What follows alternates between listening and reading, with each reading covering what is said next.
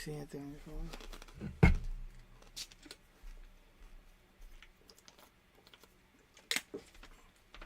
God, am I not fucking...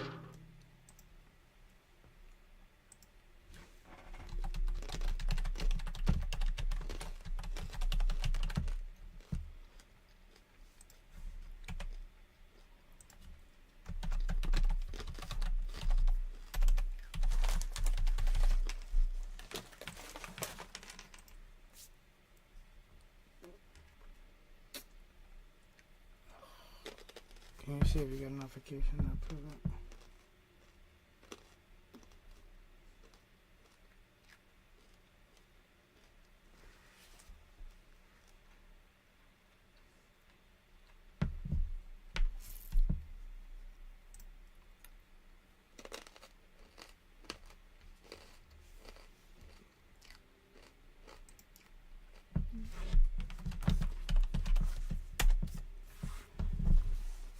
Hey guys, this is our first time streaming. I'm not sure if it's actually working.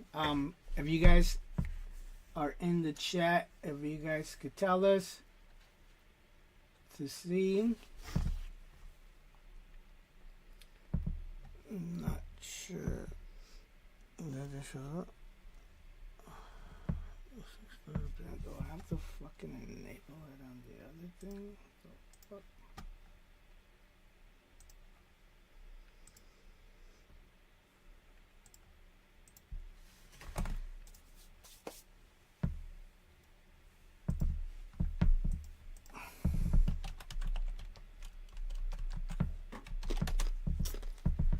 How come they're not fucking streaming here?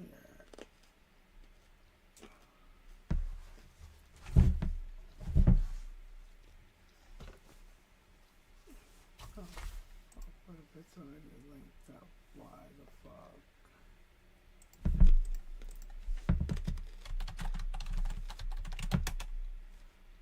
Can you see us and hear us, guys?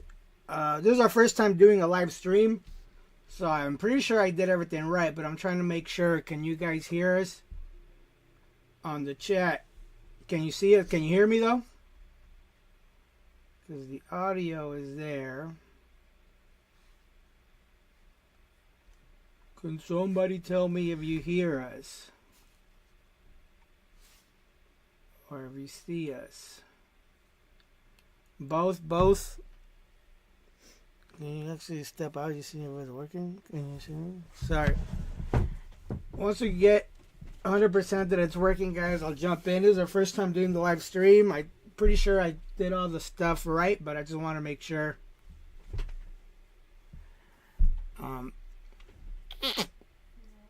Huh? I don't hear anything. I don't know how they can see, but I don't see anything. But Carlos, you're saying you could see us and hear us, right? Oh yeah, I can. All right.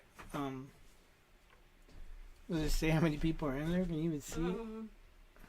I cannot see that. I think it's only him, or I'm not sure. I can't tell. Hold on, give me 1 second, Carlos. It's like there's two things going on at fucking once here.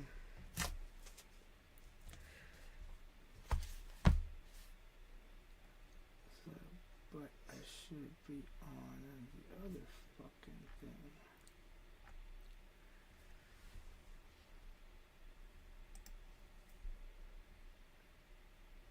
But I just find it weird because you're the only one in here right now, Carlos, and that could be the case. It's just because it's giving me two things. There's also like a browser thing to YouTube, but I linked my system so it plays through here. So I'm just wondering. But you're seeing us, you're hearing us. Alright. I'm wondering what the other screen is about. Just bear with us. Either way, we'll get it going. Just 1 second.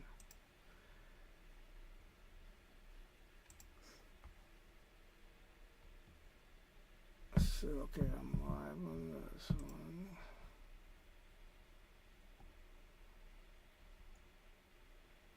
So weird. Alright. Weird. I think I am in. This shit is laggy. God damn it. 1 second, guys.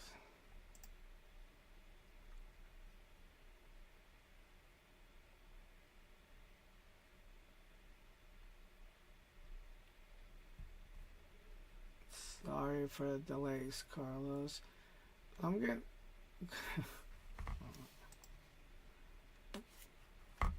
Alright. Fuck it. It's a trial run anyways. We'll see. I mean, I did everything that I think is right. So, we should be streaming. Welcome, guys. This is Richard with Horizon Comics. And today we do not have Hobby, but we do have my beautiful wife, Raquel, here. So, it was a crazy weekend because we had a COMICSPRO this weekend. And it was great, man. Really great experience. And I can't wait to get into it. But that's going to make it long. So our goal was, let's try something different. Let's do it live. We'll go through the normal FOC stuff. And as stuff comes up, if there's anything that sparks our memory from FOC, from COMICSPRO, then we'll go into the story. But if not, towards the end, we're going to do like the separate section where it's all about COMICSPRO, everything we learned that we took out of it, connections we made. Yeah, man, it was a blast. It was super cool. But yeah, do me a favor if you're in here. I know it's just Carlo, and I appreciate that, bud. Just periodically, I want to see how the chat feature works with this and all that. They said it's a learning curve. I read a bunch of tutorials, but we also just wanted to get it going because it is FOC today. But let's see. Either way, it'll be a trial run. Let's see. So let me change screen with camera. Alright guys, welcome again to the FOC show, Horizon Comics. We'll go ahead and start. We'll start doing DC. And then we'll move on to the next, just like we normally do it. So this week we have Absolute Batman hardcover, Volume 1. So the Zoo free, so it's a free comic book day, actually, hardcover. So that stuff you won't get for free. You'll have to pay for it if you want to order it. But it is on FOC. I might order a couple just to have them on the shop on Free Comic Book Day. But we all know how Absolute Batman is. And it's a Free Comic Book Day hardcover. Pretty neat.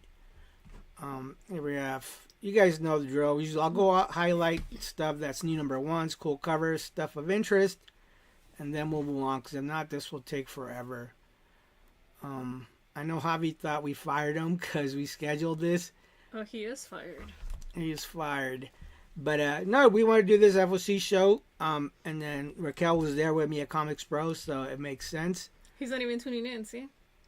Yeah, he's actually on the other one, so I was going to see why there's two different ones. Oh, there's two different... Like, it's two different windows that are popping up, and I'm not sure, like, here... What happened? I mean, I linked it up, so I'm not sure if it's supposed to show different. But I should be on with the other one, so just periodically I'll check in the chat. On mine, when I'm tuning in, I see one person commenting, and I saw your comment right now. That's what happens when you think Drake is better than Kendrick, right? And you get booted. That's right. You know what I mean? It's crazy, right? Dude, like I said, we have a good time doing the FOC show, man, and some stuff just comes naturally. But yeah, the Kendrick Drake thing, I love Javi, but sometimes the shit he's into, I gotta give him a hard time, you know. But no, we've been having a blast doing this show, and like I said, I've been wanting to do a live one for a while, but I figured, fuck it. But you know what? Right now it's only you, Carlos, right? So I appreciate your support. I did say, it's all we need. It's all we need. It's all we need. I'm doing it because I'm having fun. But for the people that messed with me, that enjoy it, we're having fun, and that's what we're doing it for. Like I said, I'm having a blast that you guys are coming in, talking to me about it, informing you guys on stuff, and yeah, it's been a blast. Dude, it's crazy. Carlos, I know you've been tuning in like every show, right? So, dude, have you seen what happened with White Sky and Dork and all that stuff? That shit is insane. I posted that photo yesterday that pretty much all the books I talked about have made it to the top 10 list, CBSI's list, which is pretty cool. But you remember, I don't remember if you picked up White Sky after I mentioned it, Carlos, but that was one that I only had 2 customers for, ordered it, and then everyone else was trying to buy it on that day, which is wild. Anyhow, today's show's a little unorthodox. I'm a little bit all over the place because I kind of want to talk about everything, but let me just stick through the FOC like I normally do, and there's stuff that's going to spark the ideas or the tangents. So here we have, so they're reprinting Batman The Dark Knight Returns #2, Facsimile Edition. Obviously, you know, legend of a book, one of the masterpieces of the comic book genre that Frank Miller did. There's a story I want to get into about this in Frank Miller and COMICSPRO, but I think if I start going on tangents now, it's going to take too long, and I still have to do FOC before 9. So we'll save that, try to see how fast we can get through some of this stuff. We do have a Batwoman number 1 on FOC this week. It's being written by Greg Rucka and art by Danny, I believe.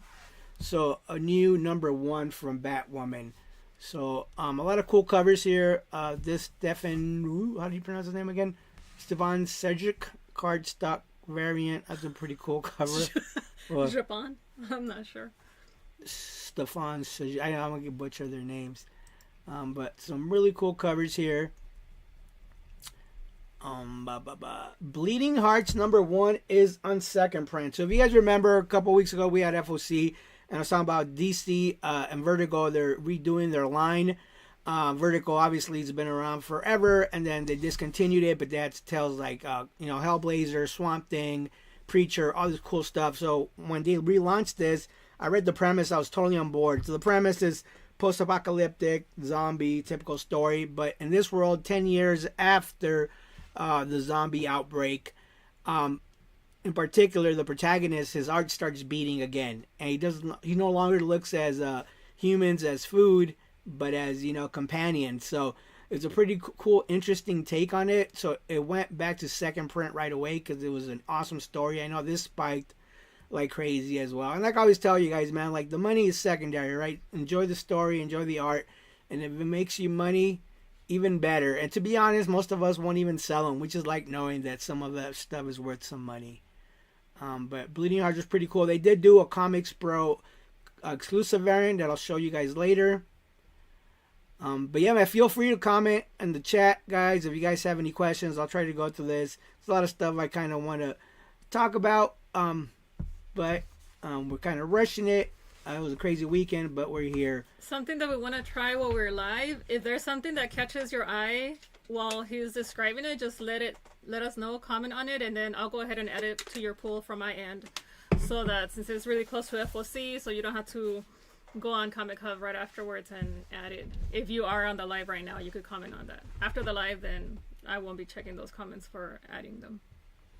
Yeah, no, I do like the idea of us doing it live, and I think it's something I might do more regularly, because I think since it's already has an expiration date on it, right? Because it's good for that weekend, unless you want to jump in and hear me talk shit. This way, it's kind of live. Well, it is live, obviously, but you guys will be able, in case you don't have the time to jump on Comic Hub, but you want to make it easier, I could always do it as you guys are going.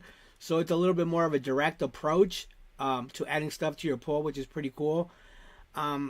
But again, man, yeah, this one's a little bit all over the place, but, bear with us. Don't forget to like, comment, and subscribe. It's super important. Again, I'm not a social media guy. Now that I'm doing it, I'm enjoying it. There's still stuff that I got to remember to do. But we're trying our best to give you guys informed, give you good content, engage with you guys, and put you guys up on game on cool books coming out, stuff we're excited about. So I really appreciate everyone that tunes in. I know, Carlos, big shout out to you, buddy. You've been supporting me from day one, and, it is motivational hearing you say good things, so I appreciate that, bud. Got some cool stuff for you guys, and I got you something, pal. Real quick, a big book on FOC this week that I know I'll be ordering a little bit heavier on because of the team behind it, but we promoted it today. So Deathstroke the Terminator #1 is on FOC this week. It's being written by Tony Fleece. It's part of the whole Next Level initiative by Scott Snyder and stuff. So it's super cool that they have some really cool people attached to this, not crossover, but like event. So there's Scotty Young and Jorge Corona doing Lobo. I know that's on FOC this week. You have Deathstroke the Terminator with multiple covers. You got some really cool stuff, really cool initiatives going on, all from the brain of Scott Snyder, which is pretty brilliant. So we are offering all issues 1 through 6 signed for cover price by Tony Fleece. So we've done it in the past. So if you guys buy the complete bundle, you have to prepay for it, and then you'll get all of them signed. I mean, you're getting them at cover, and you're getting them signed by Tony Fleece with the COA, because we're awesome. So that's an option. I'll order heavier because I know it's a little bit last minute, but I'm sure you guys are going to jump on it. But they got some really cool covers for Deathstroke, man. And you know us, we're big fans of Tony Fleece. His artwork, his storytelling. So really excited about this project. I know he's super stoked about it. Got a chance to talk to him a little bit at COMICSPRO. Not as much as I would have liked, but it was pretty fun nonetheless. But a lot of really cool covers for Deathstroke. And man, Tony Fleece is an amazing writer, so I'm really curious to what he's going to do with them. But here's some really cool Deathstroke covers. I like the yellow on this thing. You got the blank cover as well, 1 in 25.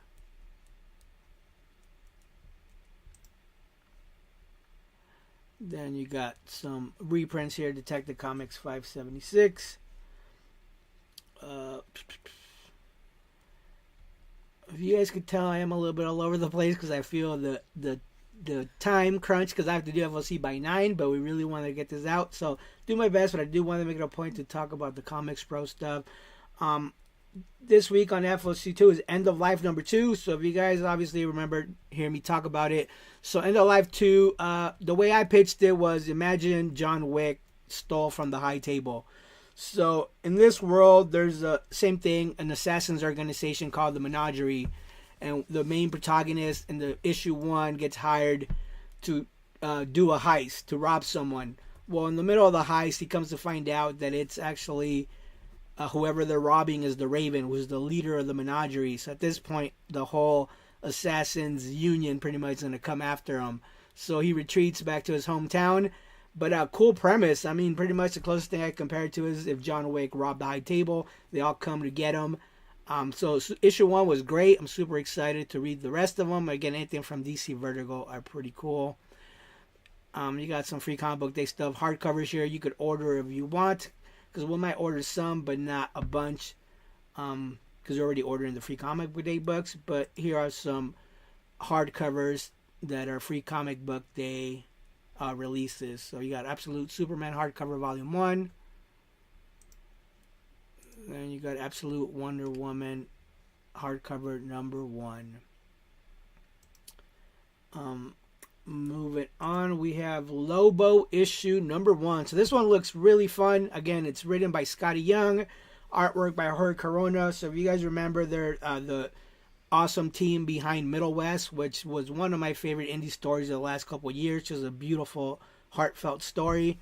And here you have Scotty Young and Jorge Corona together again. Pretty, and the artwork looks amazing. You know, so I'm adding that one to the poll. Lobo number 1. You can't go wrong with Scotty Young and some bitchin' covers. Here you have a badass Lee Bermejo cover. Huh? I like that cover. Yeah, no, Lee Bermejo's style is just amazing, man. It's, you could just tell when you see it, the different colors, the shadows that he does. This guy's just amazing. Also, if anybody wanted to follow the entire next level, right? Because it's going to be spread across different titles. Yeah. We could subscribe you to that. So it's going to pick up specifically any issues or titles that go within the next level. So that way you don't miss any titles. If you were interested in that, you could also just let us know and we could put you down for that. We'd take care of that, the hard part for you. Yeah, whatever we could do to make your life easier. You know, it's kind of why we started doing the FOC show, because a lot of people were coming in saying, hey, I missed out on that new number 1 or this and that. So, you know, life gets hectic and busy for us as well because we have kids, family, grandkids. But we are trying to do our best to keep you guys informed with what's coming out. That's why I started the FOC show. You know, I do, you know, certain things. Raquel does other stuff before she was doing all the FOC posts and all that stuff. But with her going to school, it makes it harder. So I think going forward, maybe we'll figure out how we do this live. That way it's real engagement. It's a weekly thing we get to do as a community. Maybe do it earlier. But yeah, a lot of cool stuff coming. But we're always here available to talk to you guys, answer any questions, add stuff to you. Like I said, right now we're kind of learning on the fly on the streaming thing, but I think once I work out the kinks, this might be the way to do at least the FOC shows. We'll do them live, and then I do have a bunch of ideas for different type of content I want to start creating for you guys. Really inspired. Last couple of months have been really awesome for ideas and stuff, and really looking forward to sharing with you guys. But let's move on forward because I really want to talk about the COMICSPRO stuff. Really cool stuff that came out of it. So I am gonna try to rush into it. But if you want to jump in at any point, Raquel, by all means. I don't want to interrupt your FOC and go into COMICSPRO. You're the one scrolling right there. Oh yeah, I mean I'm just trying to see it. I made a list, but it didn't print. But kind of. Superman Unlimited #1. No, Superman Unlimited issue 11. Oh, 11. I see. I can't even see. They're up to issue 11. So that one's been ongoing for a while. So usually I'll probably look if there's a cool cover. So here we have a badass Lucio Perillo cover. Interesting design though for Superman. But Lucio Perillo, big fans of his work. Yes, we would do it earlier. Today was kind of trial and error. Also, we got home like pretty late and after COMICSPRO and had a lot to take care of, but I think typically it will not even be on a Monday. We might try to do it over the weekend or whatever day works for Richard the best. Yeah, so a lot of the stuff that I have going on, I have to really kind of come up with a schedule to see how I'm going to do it, but the live FOC I think could be a fun thing as a community, like pick a date and that way we all sit around talking about what's coming out. If you guys have questions, we could go over it live. So I really think that's going to be probably the way we do the FOC shows. Javi says he feels so left out. Who's Javi? Who is Javi? Who's that? Oh, I can't. Yeah, right. Who is this Chupapi guy? The Drake Nuts writer. If Destruction Be Our Lot looks good. Dude, that book, man, I cannot wait to talk about that book. From the books I read this weekend, that's probably my favorite book, and Matthew Rosenberg is just fucking great. So I really can't wait to talk about that. So I'm going to go through this, and if I could jump in some stuff, and because I definitely want to, the whole reason I want to do this was the engagement of the chat.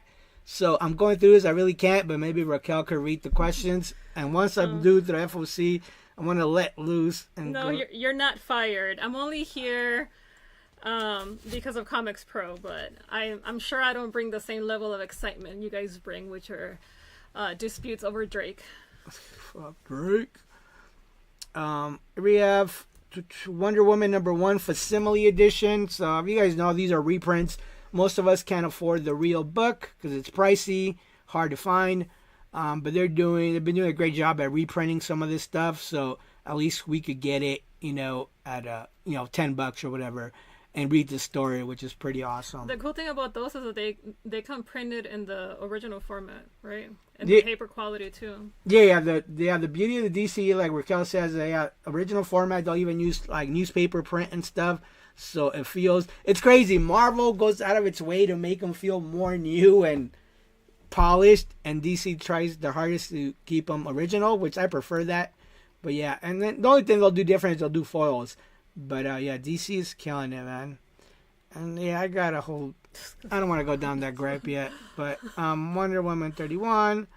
So yeah, that's it pretty much for DC. So not a lot of stuff on DC this week.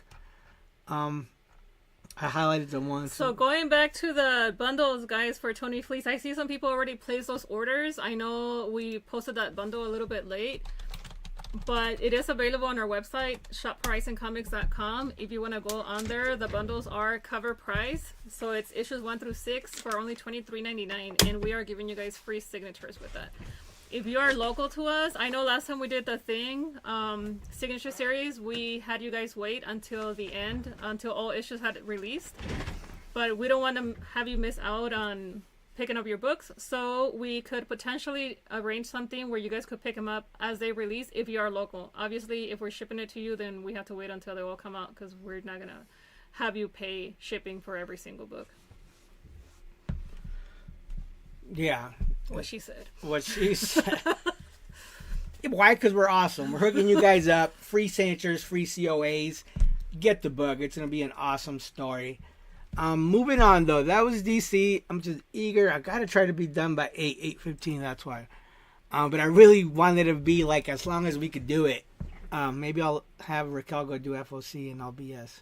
Or we'll do it. I could go try to do FOC. I'll still check the comments on here. You know what I thought about? I thought we could do FOC live.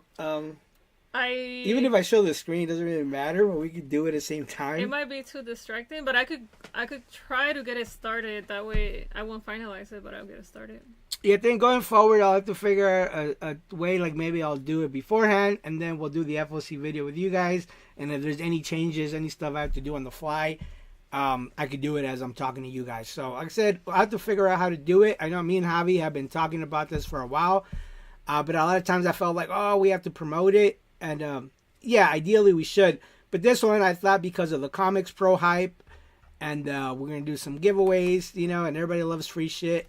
But I think it'll be fun and hang around, talk about all the cool stuff that happened. Speaking about free stuff, don't forget to vote for us. Yes, don't forget to vote. The AV's Best voting is going on right now. It started last week. It's all over our Instagram. Mm-hmm. Check our bio. Look at the link. Vote for us. Send us a screenshot. We've been doing a bunch of giveaways. Really cool stuff. You know us. We always hook you guys up. And it just happens that it coincides with COMICSPRO. So we come back with all kinds of free shit that we want to hook our customers up with. Moving on, let me jump onto Marvel. So, Cyclops #1 came out about 2-3 weeks ago. Super hot right out of the gate. Specifically, this cover. I know I'm also out of it, and this one's the 1 in 25 for this week. Especially because it has the X-Men 97 feel to it. But here we have the second printing. If you missed out, we have a super cool second print. Alex Picnadel. Deadly Hands of Kung Loon #2. It's like I'm so over Deadly Hands and Master. I just go through it. It's like nobody even reads it. They just keep doing the thing. Last year they had like 5 #1s, which is fucking BS. I am excited about the Doom stuff. Dungeons of Doom issue #3, written by Philip Kennedy Johnson, which is an awesome writer.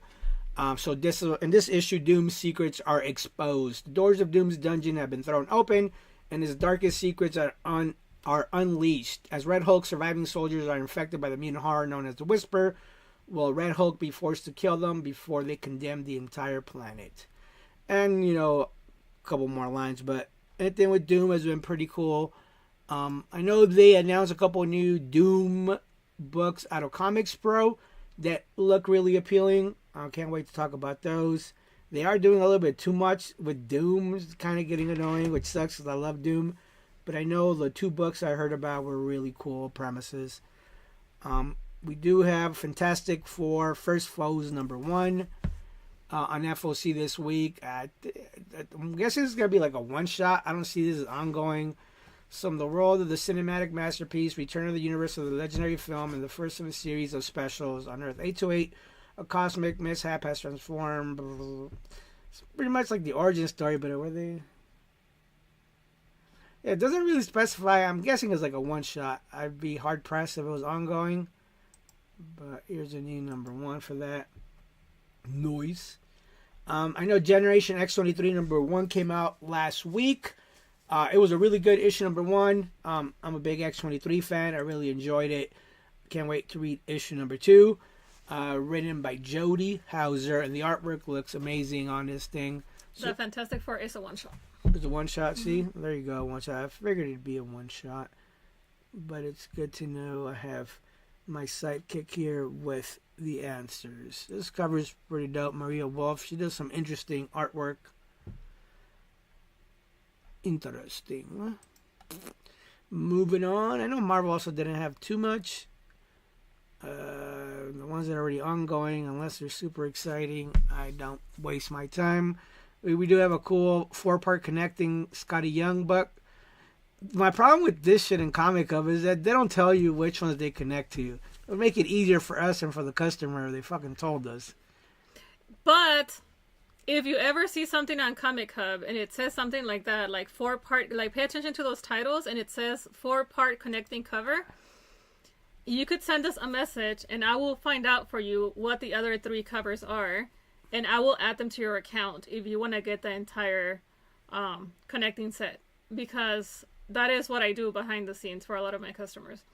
So all you have to do is ask, preferably before the book comes out or is solicited. That way, you know, you get it for sure. Otherwise, it might be sold out and you have a 3-part connecting set and 1 missing issue. Yeah, you don't want that. Then what's the point? You might as well rip them up and throw them in the trash. Yeah. Comic Hub has the little conversation bubble on the top, or even right there. If you click right there. Yeah, if you go here, you send us a direct message about that book, and you say, "Hey, what are the whatever?" You could just type, "Hey, I want the 4-part. What are the other 3? Can you add them for me?" And I'll take care of that. Yeah, so easy going. All you gotta do is message us, call us, and we'll figure out what it is you need. We are here to help. We are not the comic book guy from The Simpsons. Noel number 3 is on FOC this week, man. I'm a big Noel fan, and I'm glad that they're bringing him back. Issues 1 and 2 have been really good. Art by Ryan Stegman, Tom Waltz writing it, but I think they got big plans for Noel, especially with the Queen in Black that's coming out, which I don't know. I know they mentioned it at COMICSPRO this weekend. It's coming in the summer, I think. Yeah, but I think all this is going to lead to that. So Noel number 3 has been really good. We have Mark Spector, Moon Knight, issue number 1. It's gone on to a second print. Pretty cool covers. Then we have Marvel Knights Punisher. They're on issue 4. The Marvel Knights line has been really good.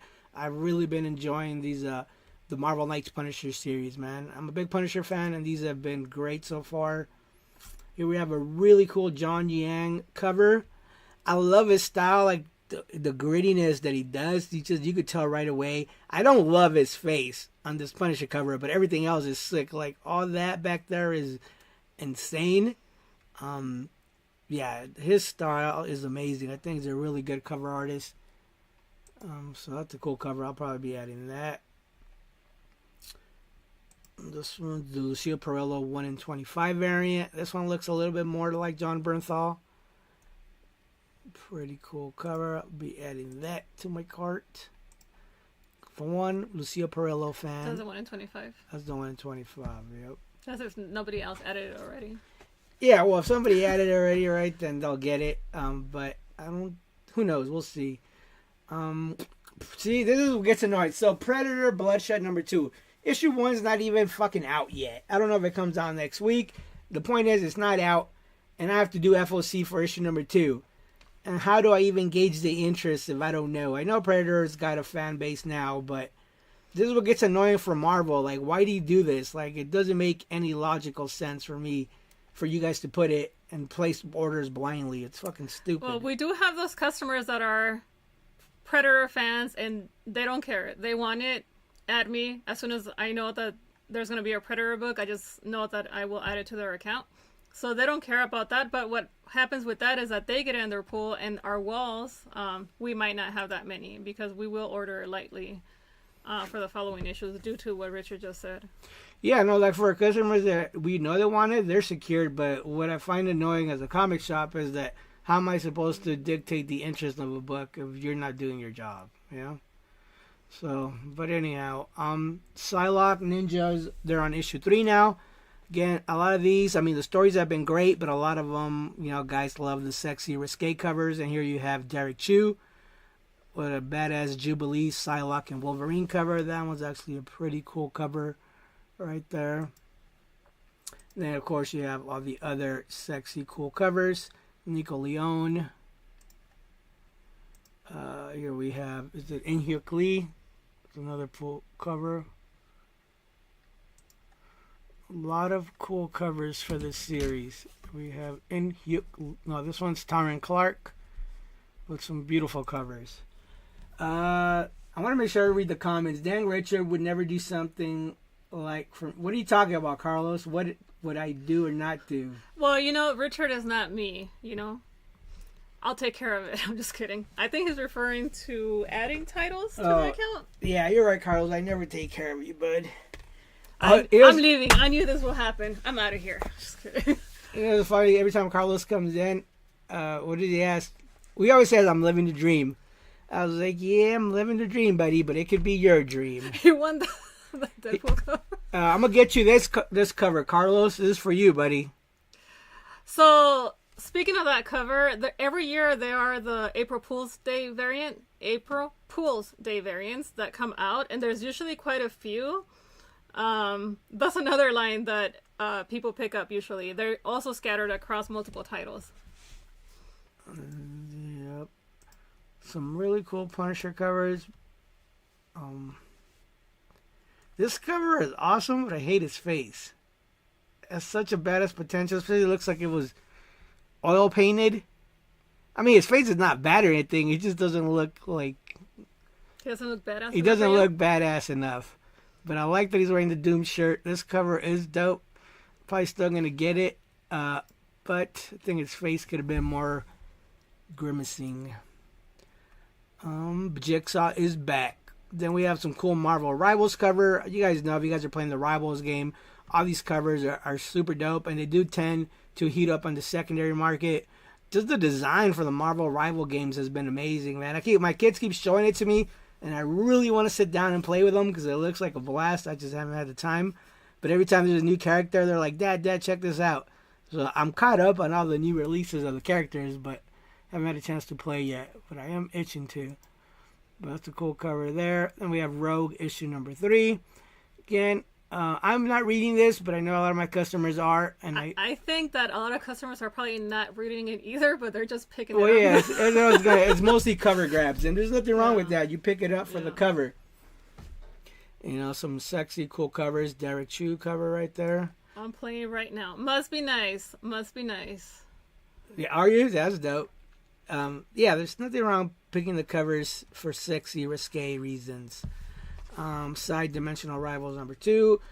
We do have Ultimate Endgame. They're on issue 3 right now, so they're pretty much getting ready to wrap up the Ultimate Universe line. So they're on issue 3. Obviously, heavily tied into the maker. This is the 1 in 100 variant. We won't be getting this because that is insane, but cool cover. Then what else? I know this is a new number 1, Web of Venom number 1. So if you're a Venom fan, there's a new Web of Venom right now. Jordan Morris is writing it. Cover art for this one, Stefano Caselli. But that's a really cool Venom cover there, and they got quite a few. But if you're a Venom fan, you're not gonna want to miss out on the new Venom series, Web of Venom number 1. Not sure how many issues, it doesn't specify. But we'll find out for you guys if it's a mini-series or an ongoing. Oh, why did you say it's going to be a mini-series? I don't see him doing an ongoing for Web of Venom right now, but you never know. Wiccan Witches Road, issue number 4. I've really been enjoying this book. Like I said, it's been really character-driven for Wiccan. I thought what they've been doing for him has been really cool. Look for the matching covers for which book, Carlos? One day, bro, I will live it. You will live the dream? Yeah, you will, buddy. Yeah, you will. Say maybe before I leave, you'll buy the shop and you can live the dream. So it looks like Web of Venom is going to be a one-shot. So Web of Venom is a one-shot. There you go. You heard it here first. That's what it looks like right now. Things could always change because they change things all the time, but that's what it looks like right now. Yeah, stuff is always changing. We do have Wolverine Weapons of Armageddon issue number 2. So this one's being written by Chip Zdarsky. Awesome writer. I mean, he's just doing Captain America. His artwork and his storytelling is always great. So these books look really cool. This is a really cool cover right here. Sanford Green. Man, that thing is pretty sick. The detail on that thing is insane. It's a 1 in 50. Too rich for my blood, but cool cover. But that is it for X-Men and DC. Not too much going on this week on DC and Marvel. You know me, I always enjoy when we move on to the indie. So we're at 40 minutes moving on to indie. I know there's a lot of cool stuff on the indie, so let's get to it so we can move on. Man, alright. Oh, I'll be right back. Here we go. You know, it's crazy because this book, right, American Caper, you guys have heard me talk about it. I'm so excited and I love this book so much. Never heard you talk about it. It's getting to a point, though, where I feel like I'm raving about it too much, even though there's nothing wrong with that, because I do think the book is a great book. It's probably one of my favorite books. I think I was trying to do the math the other day, which ones are the ones I'm enjoying the most. There's quite a few, but this one is up there. So American Caper, you guys have heard me give the spiel. I got a really cool story about American Caper and the whole team that I'll get into after we do indie, but it was a blast, man. Some really cool stuff. You could just click to see the other covers. You could just click on that. There's cover B. This is Simon Bisley. It's a really cool cover. You have cover C. No, this is issue number 6. Oh, well, the first 2. Yeah. But American Caper, again, one of my favorite stories going on right now. I highly recommend you guys check it out. Issue 4 was insane. Just brilliantly written. Just super good story. Can't say enough good things about it. Also, we have Arcadia number 4. So again, man, you guys have heard me mention Ignition has been great from the get-go. They started this company. They've been doing really awesome stories, really awesome artwork, really cool little gimmicks and stuff. And thank yous to the shop. So I'm really enjoying Arcadia. That's one of the ones I'm following from Ignition. Again, we have a bunch of other manga stuff, and I want to do the separate manga book show. The other thing is they don't really do FOC, so I got to see how I do it. And I don't know too much about manga, so I don't want to just go through it and not knowing. So I'm gonna have to do my research, start reading some of them. But like I said, we want to start doing shows about the manga stuff because there's so much cool stuff there. There's just so much cool stuff with Comic Hub that's great. But moving on, Darkness issue number 4. So we all know that Darkness has a big following, and they're up to issue 4 right now. I know there's a lot of nostalgia purchases for customers that love Mark Silvestri, that love the Darkness character. So they got some really cool covers here for Darkness. This is cover B, Bruno Abdias. Then remember they're doing the whole Invincible month variant crossover. So here we have Omni-Man and Darkness on the Invincible team up variant. Those are gonna be dope. Again, if you guys want to collect all the team up variants, I know FOC passed for some of them already, but we did order quite a few of all of them. So if you guys want to collect them all, send us a message and let us know. Because there's quite a few. If you guys want to add them, we could totally do it for you, or you could do it on the app. But moving on, here we have Dead Teenagers number 1. So this one, I'm really excited. This is from Oni Press, horror book. So there's no escaping high school. Since 1997, 5 friends have been trapped in the ultimate nightmare as a mysterious entity forces them to relive their first prom night over and over again, and re-kills them in a new and increasingly insane ways each time. They dress up, they party, they make out, and no matter what they try to change, they always die until now. Something is about to break the cycle that has kept Alicia, JT, all the guys locked in a bizarre purgatory beyond understanding. So even without reading the rest of it, this one already sounds cool. So it sounds like a twisted Groundhog's Day, cool premise. They're stuck in a time loop. So already I'm on board. It's not time travel, but any type of paradoxes like that I'm on. And it's an indie book. The artwork looks amazing. I'm going to give this a shot for sure. That's a really cool cover. Kayla Valerio. You guys know me. I love taking chances on indie books. And not to toot my own horn, but if you guys have been paying attention, I'm always highlighting the number ones that look appealing to me. But, a lot of them have ended up on the top 10 hot list. They've all have spiked. And again, I don't do this for the monetary value. I do this because I enjoy it. We don't study. We don't follow the hype here. We study the history, follow the culture, but never the hype. So, I've been doing this for a while. So when I hear a good story, I kind of jump on it. Whatever. Yeah, this is the 1 in 10 variant. This one looks really cool. A 1 in 20 incentive. I meant the other one, the white one. Oh, That's like a movie homage, right?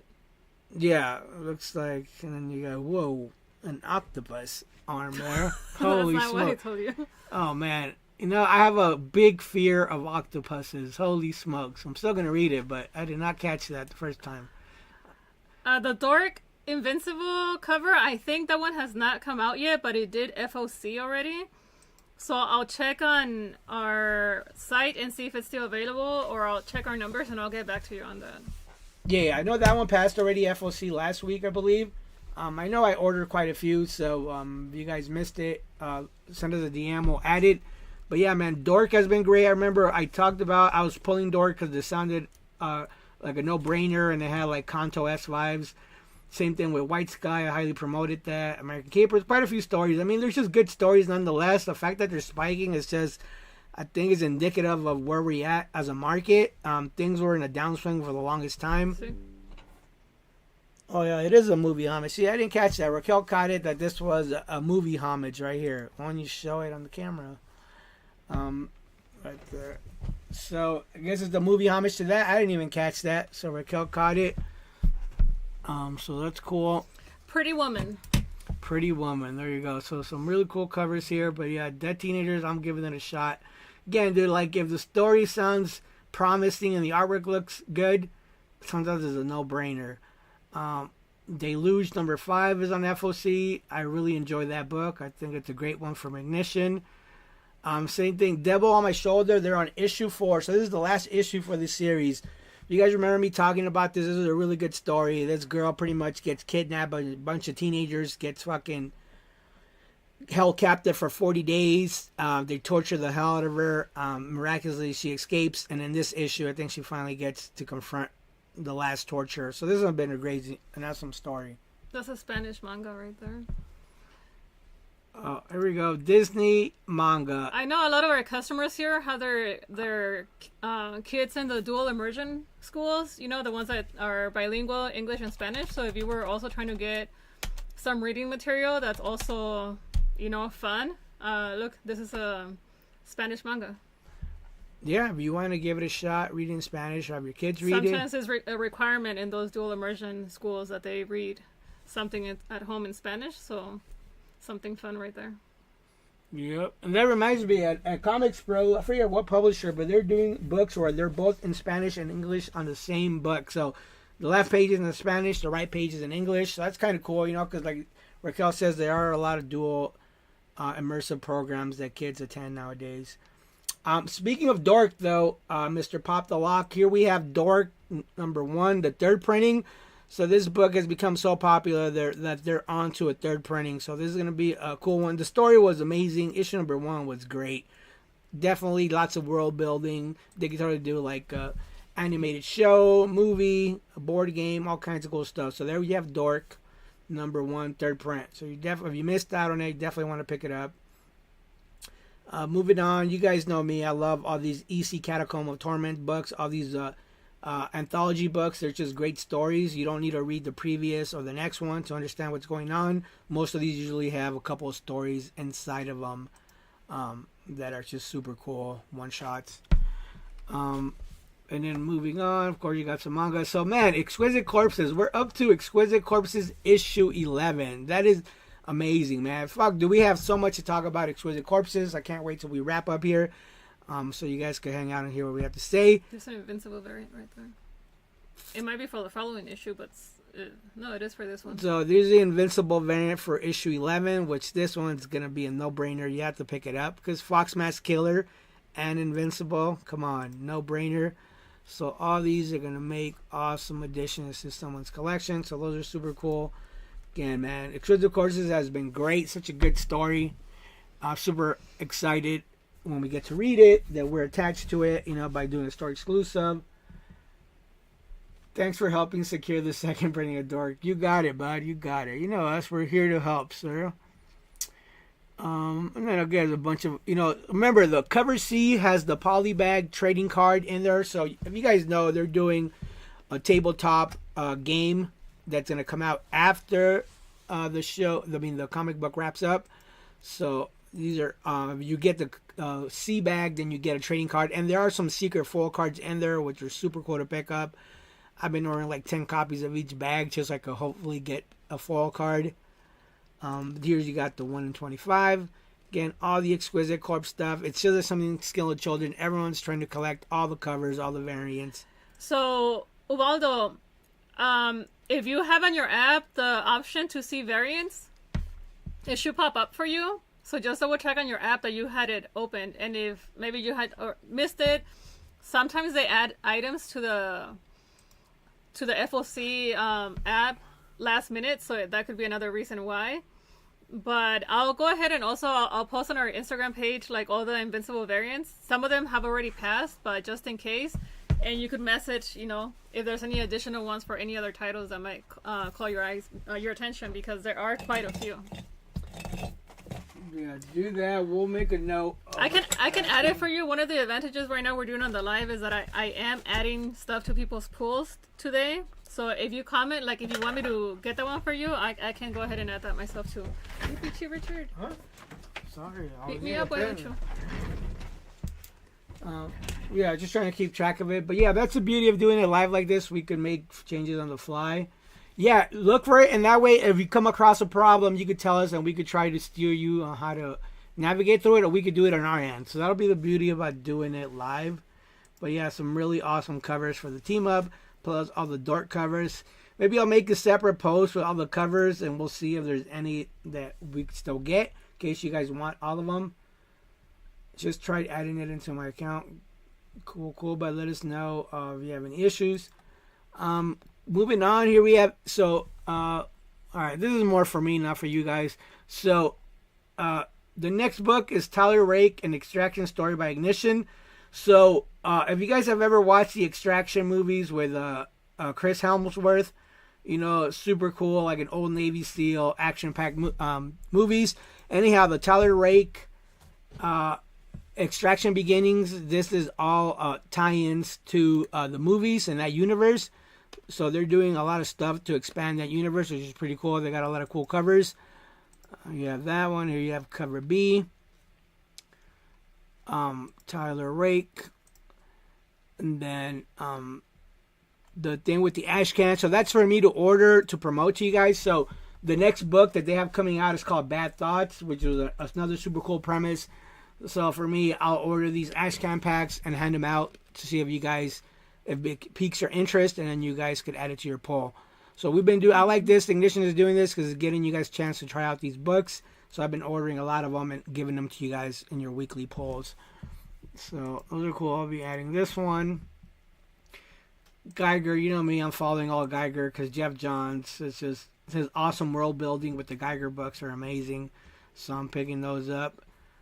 Here's an Invincible team up variant with Omni-Man. No, not Omni-Man, but another Invincible variant there.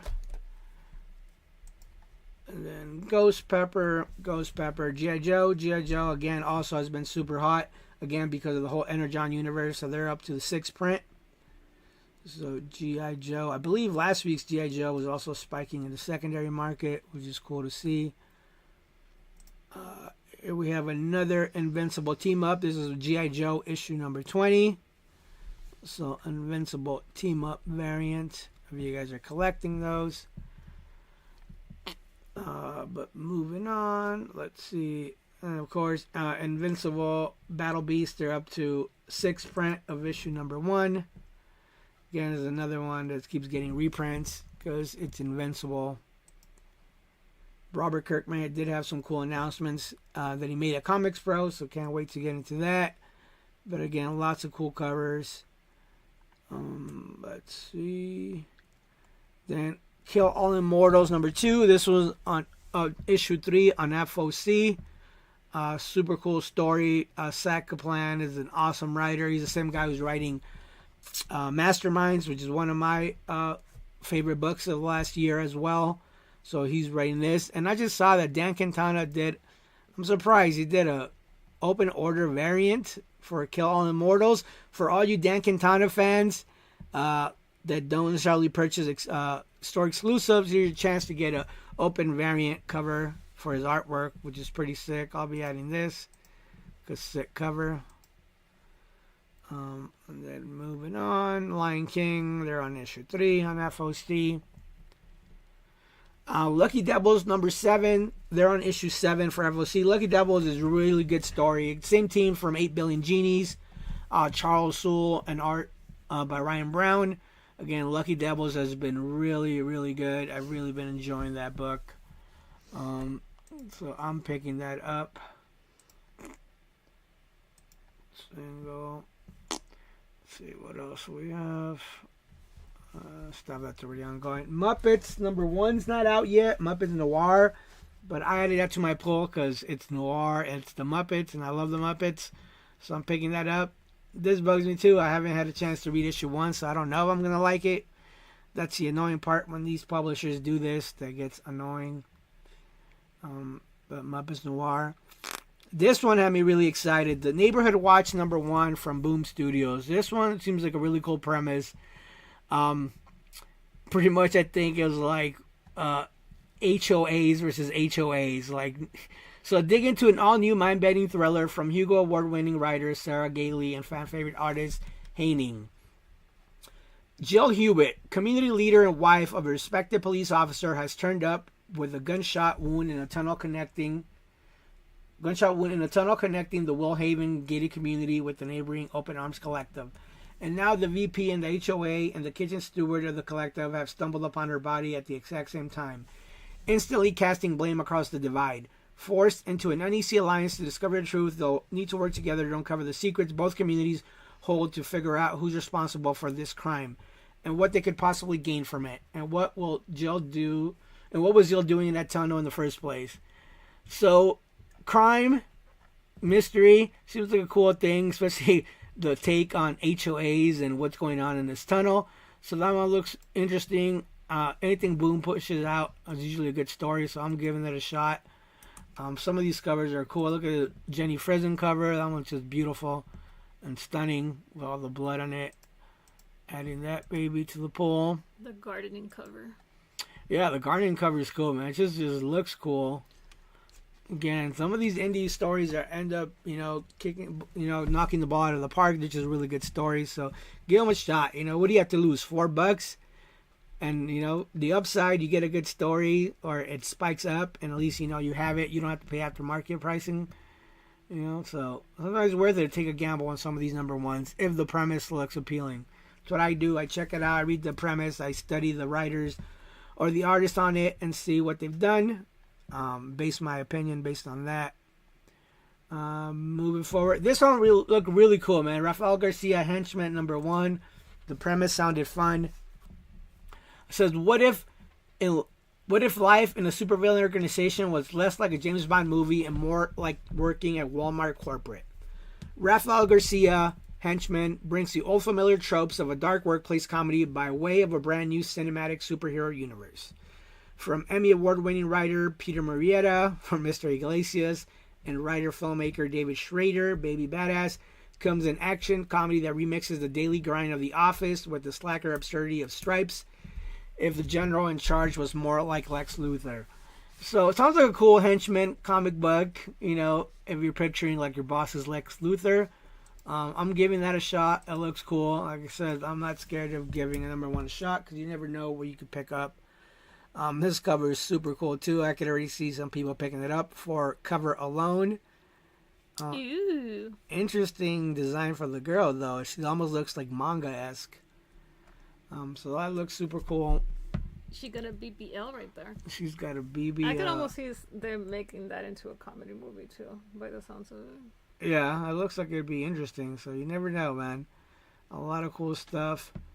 But yeah, and then I know some of these Skeleton Children, they're hitting the milestone of issue 50, so I know they're leading up to a big issue 50. So here we have issue 46. Again, some of these Skeleton Children is a no-brainer. The story's been amazing. Same team, same writer. Jenny Frison still on some of the covers. So man, some of the Skeleton Children always been a no-brainer for me. Erica Slaughter, probably one of the most badass superheroes out there. Obviously, I'm adding that to the poll. I already have it on my poll, but here, for example, to show you guys. Was it a Sherlock Holmes one-shot thing? Sherlock Holmes Dark Detective Special one-shot. So this is from IPI Comics. So one-shot, written by Christopher Sequeira.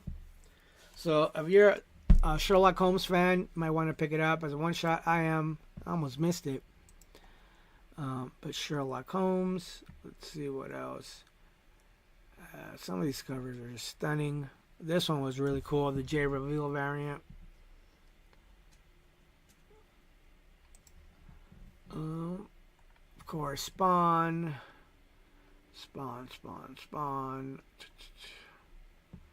Of course, then your Turtles are up to issue 6 with Casey Jones. Then you have a collected edition graphic novel, volume 9. Then Ninja Turtles, Godzilla, they're up to issue number 5. I believe this is a 6-issue miniseries. So here is issue number 5. Lots of different covers. And then I did want to highlight this, the thing on the doorstep. So this is issue number 2. Issue number 1 came out 2 weeks ago. It was a really, really good story if you're into crime, psychological thriller, and horror. Again, this is based on H.P. Lovecraft's short story, or his book. So I thought issue 1 was really good, really fucking dark if you're into psychological thriller, crime, and horror. No-brainer pickup. I really enjoyed it, so I'm giving issue 2 a go. Then this did come out of COMICSPRO. There was some news of some new spin-offs. So here we have Thundercats and Silverhawks Road to War one shot. They have multiple covers. Again, pick the cover you like. Dynamite is famous for doing a fucking million covers. It gets annoying, but tons of covers on there. Just choose the one you like. Transformers 19, they're on 3rd printing. They've been doing a bunch of later printings, so like issue 23, they're on 2nd print. Issue 7's 2nd print. Cool things, they've been doing different covers, so they're smart because they know if it's the same cover, people don't want them. But if it's different cover, then it becomes a low print run variant. So those are always cool. Then we have Valiant Beyond, if you're a Valiant fan. Then if you like sexy, risque covers, of course, Vampirella. There's always Vampirella covers on FOC. So you have all these beautiful, sexy covers that you'll want to add to your pull if you like those type of covers. We are Troopers versus Walking Dead, issue 133. They want to point out we do have We Don't Kill Spiders, Season of the Witch number 3. This is a Joseph Shamalki cover. His stories are always great. His artwork is amazing. I like that he pretty much scripts it and draws it himself. It's got this whole aesthetic and brand behind his product. Shamalki is an amazing artist and writer, so that's a super cool book. That same thing like with his other stuff, like 7 Years of Darkness. Super great. And then here we have White Sky, issue number 1, 2nd print. If you guys didn't listen to me the first time, listen to me this time. So you guys saw what happened with that book. The premise was genius. When I read the premise, I mean, zombie apocalypse with ghosts instead of zombies. It was a no-brainer, and it had a really cool look to it. So issue 1 was great. Again, we talked about it. I ordered quite heavily on it, and I think we only had like 2 or 3 subscribers on it. Later on, people started adding it, which is good. But you always want to do it before FOC. If not, try to make sure to jump on it quick, because this thing heated up on the secondary market that morning of, and it's going for like 40, 50 bucks. Super cool books. I am thinking of something exciting to do. I did save a stack for myself because I believe in the property. Maybe I'll do something cool for my customers. I'll give them issue 1 at cover price, but they have to commit to subscribing to the series ongoing. So this way, if you missed out, I'm taking care of you at cover price, but you're subscribing to the series completely. There's the Invincible team-up. Yeah, and here's the Invincible team-up variant for issue number 2. That one's not on FOC today, I believe. But it is an Invincible tie. Even if it's not on FOC today, you can still add it. You could add it on there still. On your pull. But yeah, awesome cover. You know, this is the cover that I believe those gentlemen we met, their store exclusive was this, but Virgin. From our roundtable? Yeah. Oh. Yeah, so shout out to Comic Bug in Manhattan Beach. Super nice guy. We met him at COMICSPRO. And he told us that he decided to do an exclusive cover for the 2nd printing. And I think it's this, just a Virgin variant, which is super cool. But moving on. Abe Diaz, are you saying hello? You have a question? Yo. But yeah, that is it for the indie stuff. So what was that? Fuck, that was an hour for FOC. Not bad, but a lot of cool stuff on FOC this week.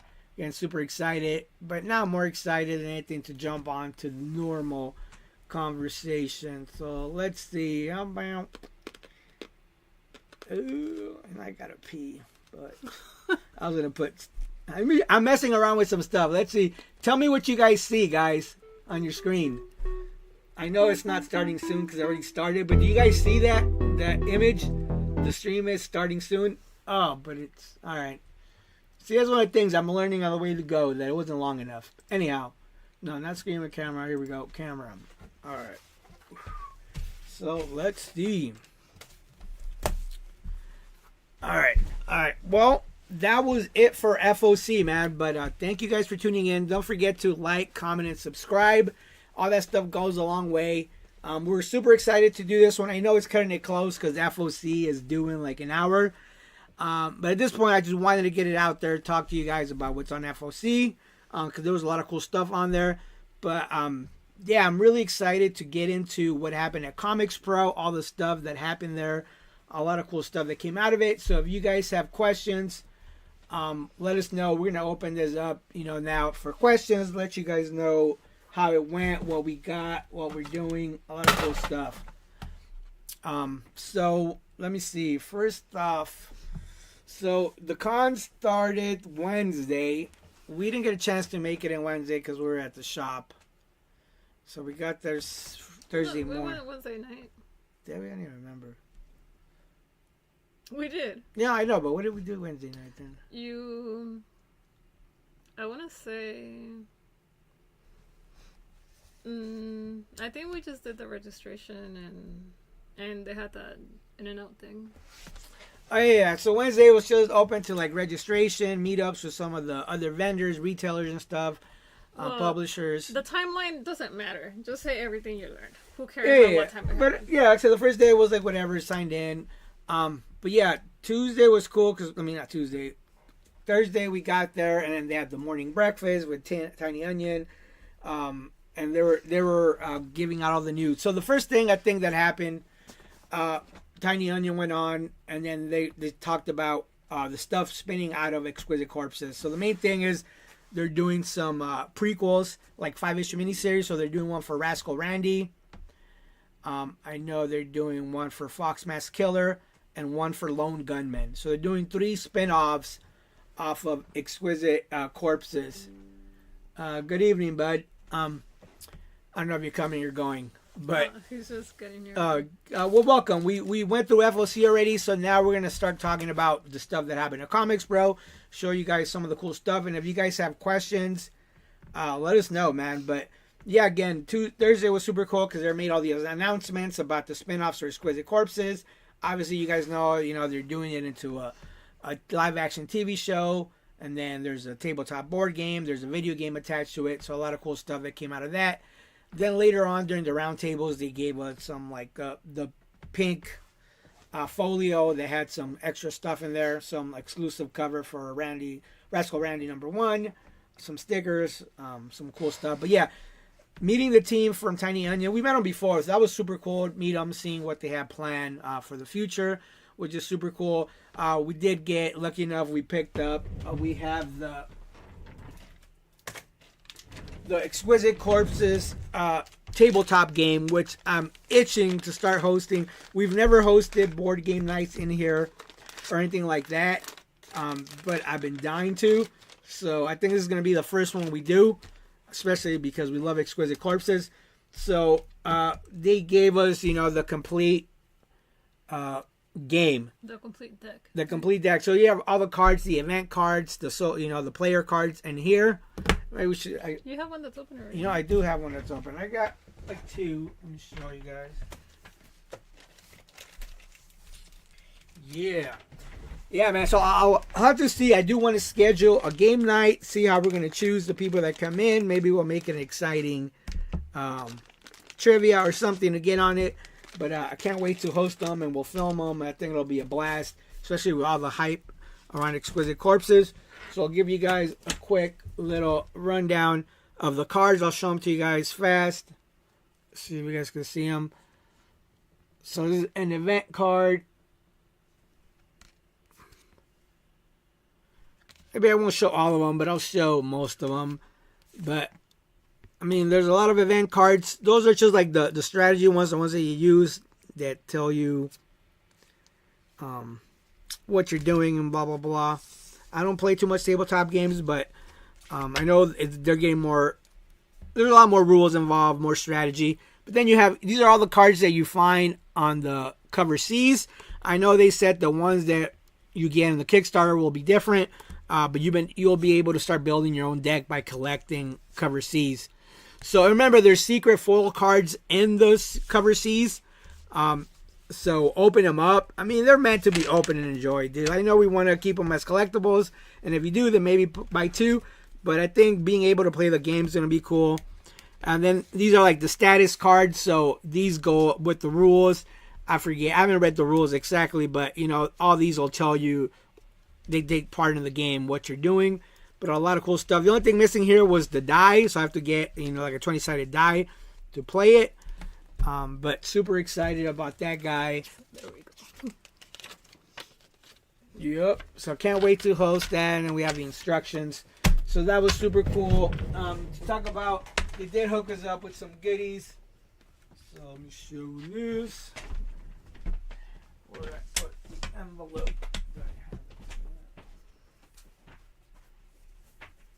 Again, bear with us. We're doing it live, trying something new. Show you guys.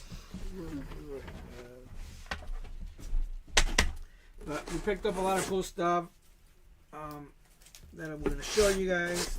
And then stuff will be given away for everyone that's voting.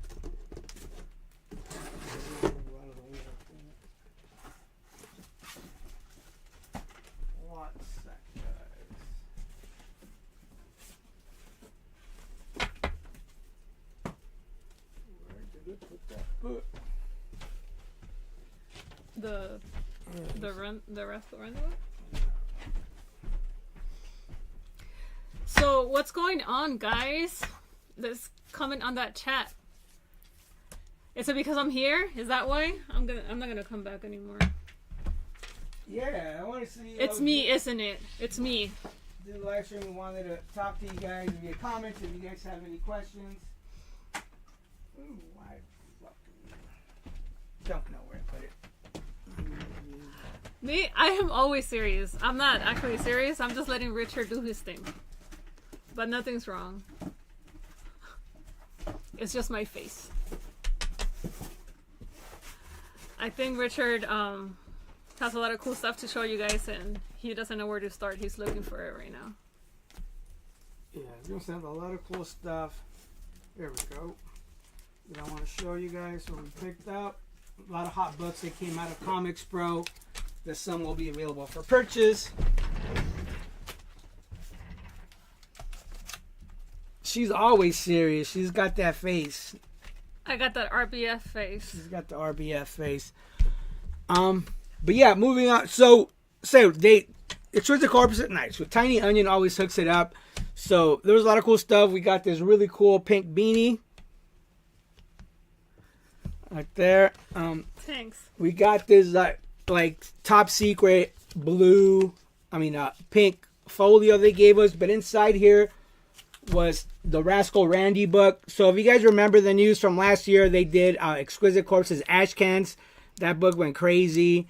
And Aftermarket, and this is gonna be the same thing. This is already going for like $200 on there. But again, I'm a firm believer of Exquisite Corpses, so I'll be holding on to a couple, selling some, giving some away. You know us, we'll always hook people up. But this was super cool for Exquisite Corpses.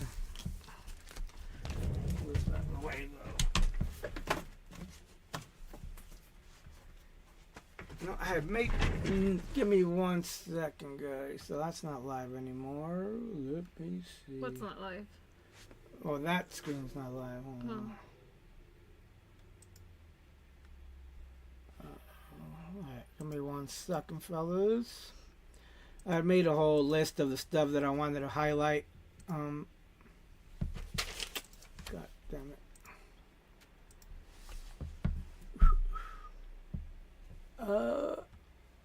Yeah, dude, tons of cool stuff. I said, I'm pulling up my notes so I would do a breakdown because there was day by day. I made notes of what they were announcing. Obviously, I don't have photos and images from like the presentation because I didn't want to be that guy. It's just the amount of information that they present with no breaks in between besides maybe like 10 minutes. It's a lot. It's really hard to retain all the information that they give and to remember everything because we meet with like so many different distributors and so much information that it's really, really hard to remember and grasp everything. Yeah, I was taking notes like crazy. There's just so much stuff going on there and you don't want to forget anything. But yeah, I did have my notes here. Let me check it out. Let me just print it real quick.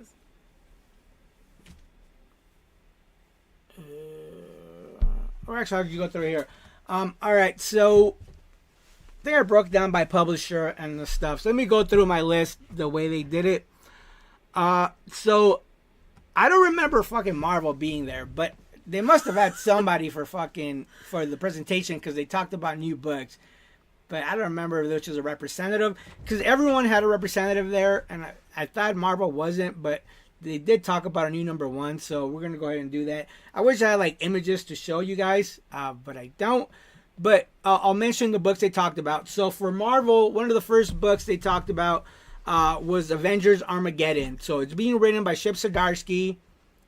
I think it completely it delves in with his Captain America run that he did, and I think the new Wolverine book, they're all gonna tie into it, and his whole thing with like origin boxes. So that was one new Marvel book they mentioned. Another big announcement that came out of it was Jay and Silent Bob, Jays of Future Past number 1. So Jay and Silent Bob are coming to the Marvel Universe. And I think this book, they're going against Doom. So Jay and Silent Bob, Jays of Future Past. So obviously it's a play on Days of Future Past. But it's a book, and they're going straight up against Doom, which is pretty cool.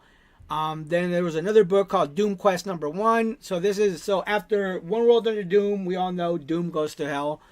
So this one takes place after Doom goes to hell, and then he starts a journey, pretty much a time journey through like Marvel history, which is interesting. But that'll be cool. There's another one, Doom Day 1. That's being written by Al Ewing. So that's another one that got mentioned there. Hulk War Infernal Rage number 1. So this one's being written by Philip Kennedy Johnson. So I know there's a free comic book day book that comes out on that Saturday, Venom versus Hulk, and this is going to be a tie-in to that. So Hulk War Infernal Rage number 1, being written by Philip Kennedy Johnson. And then the big event for the summer is Queen in Black number 1. So Hela is the new Queen in Black. The cool thing they mentioned, they said they're doing True Believer blind bags. So everybody's jumping on the blind bag wagon, right? And a lot of them are whack, to be honest. If they're putting some cool stuff, interesting stuff in there, then they're worth it. So the True Believer blind bags are pretty much the same thing they did with Endgame. So there's gonna be no open order variants inside the bags, because that's kind of whack when you open a bag and you're just getting cover B. So they're all gonna be exclusive variants. Each bag has an exclusive variant. There's also going to be sketch covers in there similar to Ultimate Endgame blind bags, like official sketch covers. So those are going to be super cool. They did announce a new X-Men book called X-Men Outback number 1, being written by Steve Orlando. And then there's a new What If line of What If books. I forget some of the titles that were in there, but What If books. And then a new Symbi number 1. So I don't know if you guys pay attention, but I think Amazing Spider-Man 13 had the first appearance of Symbi, which is like a cute little fucking symbiote character. So mark my words right now, that's the book to pick up, his first appearance, because he's getting his own one-shot. Not his own one-shot, his own series going forward, in the summer. So Symbi, so you might want to pick up his first appearance in ASM 13, I want to say. Which one was the thumbs down for you? The blind bags or the Queen in Black? Yeah, which one? Let us know. That's why the chat room is here for, guys. Talk. And what was that little emoji above that? Yeah, what's the emoji above that and the bottom one? Mr. Well, the bottom one is thumbs down, but the up one, well, yeah, what is that, little laughing well? What is it? Oh, yeah, who knows? But anyhow, that was the Marvel stuff. They did mention something called the 616 Day Marvel Mystery Bags. So those, they said there's going to be a classic Doom story. There's going to be a new Doom variant inside. And I think there's going to be tiers, but some of them are going to have like a Doom mask inside, which is kind of cool. And then we met up with Ignition. They had a bunch of cool number 1s coming out. Oh, Jane Silent Bob. Yeah, that was going to be dope, dude. The artwork already looks amazing. So yeah, the artwork for Jane Silent Bob looks pretty cool. There's some covers with Deadpool and stuff. But then moving on to Ignition, they had a couple of new number 1s. So Tyler Rake, the one that's on FLC this week. So that's in the Extraction universe. There's another book called Jewel Thief number 1. That the premise sounded really interesting. Then Bad Thoughts #1. That one I know I'm getting the Ashcan, so I'll be giving those out when you guys pick up your books. That way you guys can read them. And Showdown #1. Again, everything being done by Ignition has been great. A lot of cool indie creator-owned books. And then we met up with IDW. Smile for the Camera #1 came out last week, so that's a prequel to the Smile movies. So if you guys are familiar with the Smile horror movies, that book was a prequel coming for it. Same thing, there was another book they mentioned was A Quiet Place, Storm #1. So if you guys have seen the movies, A Quiet Place, very much they're branching into the comic book universe, and they're writing books that are going to all take place around the same time as the movies. So that's pretty cool. I know Sleepy Hollow has been coming out. They're saying that they're putting a lot of work behind that, and it's going to be more gruesome than Event Horizon. So that's a good book if you guys are familiar with Event Horizon. Then there's The Exorcism at Buckingham Palace #1 that's about to come out. That one's cool. There's also another Beneath the Trees arc that's going to come out. And then there's The Horror of Godzilla #1. That's a new Godzilla book, really horror-based. And then there's the TMNT 300th issue that's going to be coming out, and they're bringing back Kevin Eastman. I think it's just Kevin Eastman from the original team. And then they're going to approach a bunch of artists to do covers, but I know J. Scott Campbell is doing a cover for TMNT 300th issue. So Javi, I know you'll be happy about that. There's also TMNT The Last Ronin Training Day one-shot. So in the Last Ronin universe, they're doing a one-shot for a book called Training Day. So that's going to be pretty cool. Also, there's a Hello Kitty and Friends #1 that's going to come out. That one they're expecting to be massive because who doesn't like Hello Kitty? You know, so that should be pretty interesting. And the covers for the Hello Kitty one are so cute. Yeah, so if you guys have Hello Kitty fans in your family, it's going to be a book to pick up and stuff. You have nieces, little kids. It'll be pretty cool. Then they did mention that IDW's coming out with a line called IDW Crime. So they have like 3 books for it. So Seven Wives #1, Killer Influences #1, and Fixation #1. So this is kind of like a quick rundown of the stuff we learned. Later on, if I start getting information and stuff, maybe I'll do a breakdown of the individual books we're talking about. But those were the books with IDW.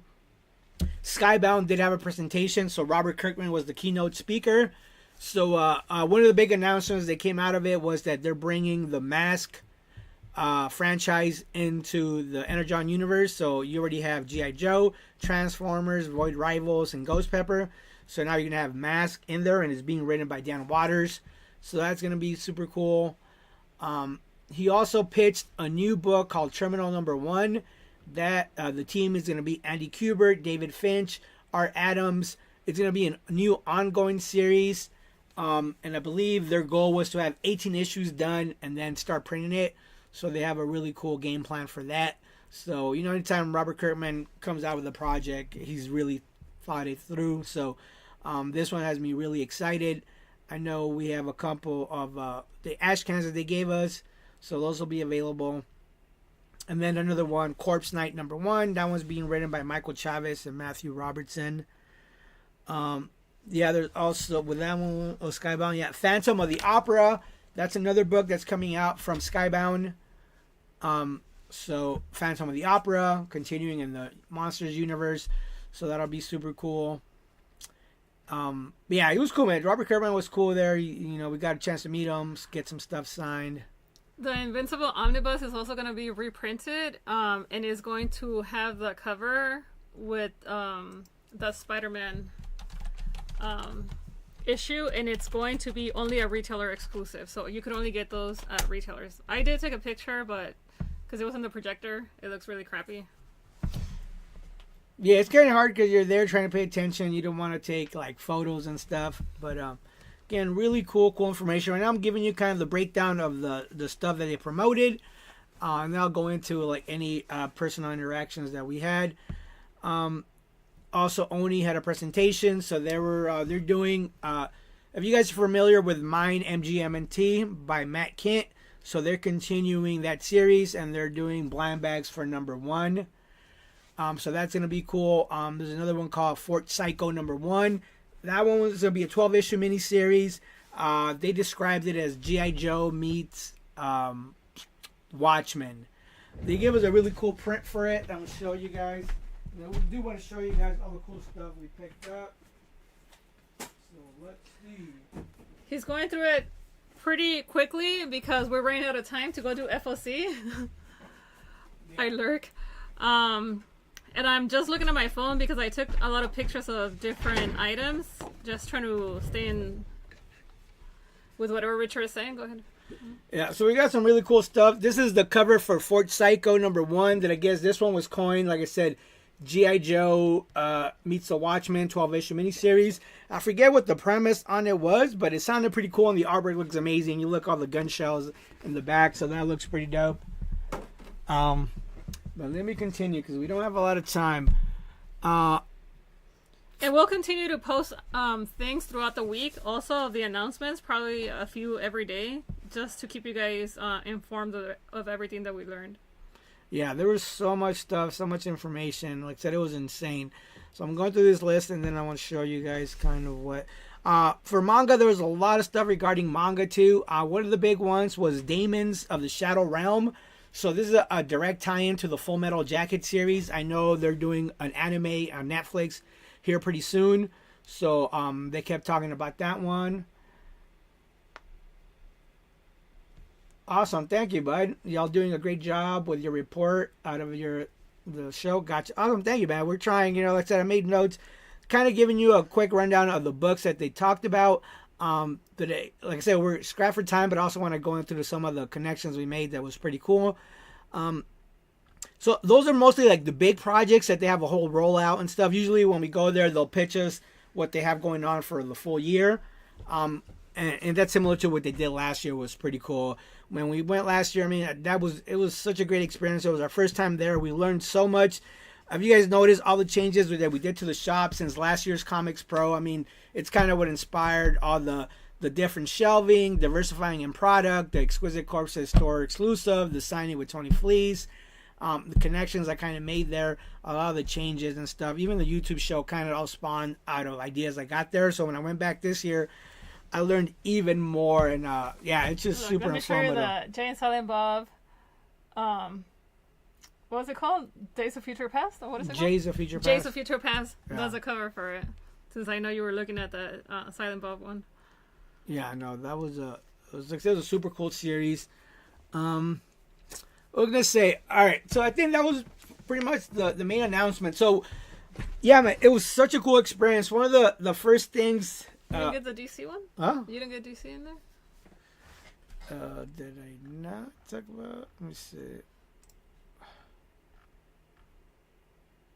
I think DC didn't really have new books to talk about. Well, they're gonna be doing the anniversary printing, are they not? Dark Knight? Yeah. Oh yeah, they're reprinting the Dark Knight Returns #1, 40th print, 40th year anniversary. It kicked off at COMICSPRO, like the announcement, whatever they're gonna be doing with that. Yeah, so they're reprinting the whole Dark Knight Returns. What else? Yeah, I can't remember they're having a lot of announcements with DC though. Besides the Next Level event, which that's happening here pretty soon. Besides that, there wasn't a lot of DC. No, but still, that issue on its own. Well, yeah. It's gonna be a year-long celebration, and there's gonna be different covers. There's gonna be different variants, facsimile editions, and deluxe hardcovers and stuff like that with the event.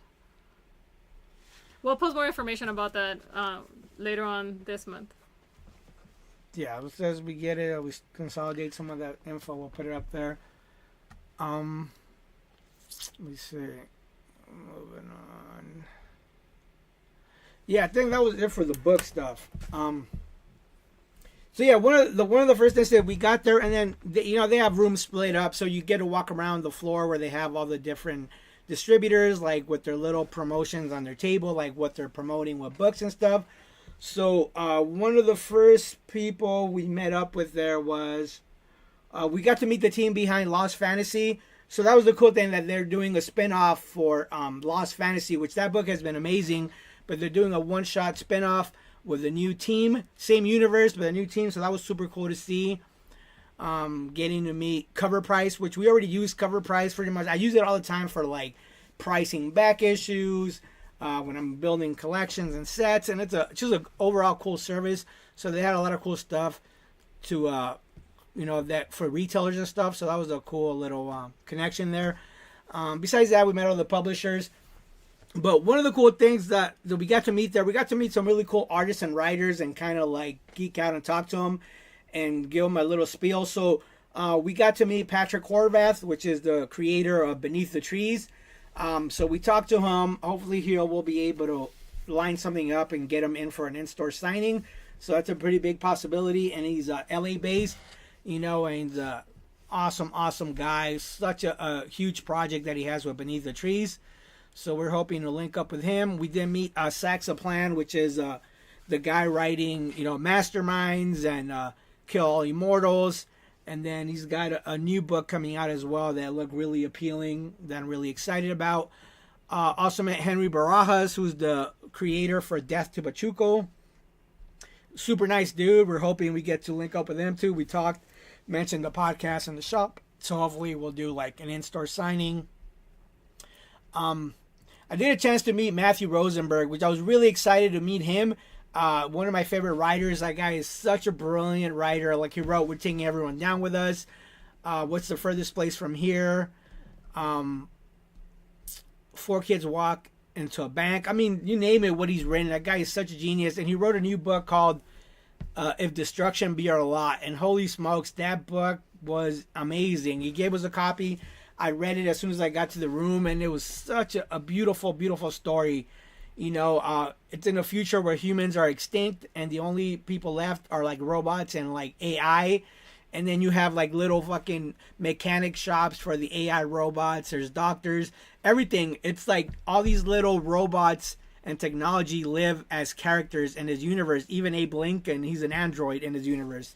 And they're all talking about like what happened to the humans, the mystery, But holy smokes, if it doesn't touch on kind of what's going on in the world, imagining a world full of technology. Beautiful, beautiful storytelling on issue 1. So I'm really excited to read, Matthew Rosenberg's new book, If Destruction Be Our Lot. It just seems like it's going to be another one of those big hits. So I'm really excited for that. We met Rob Guillory, which is the creator of Chew. So he's doing Chew, he did Farmhand, and he's got a new book called The Innards, I think, that he hooked us up with a couple of issues, and we got some signed.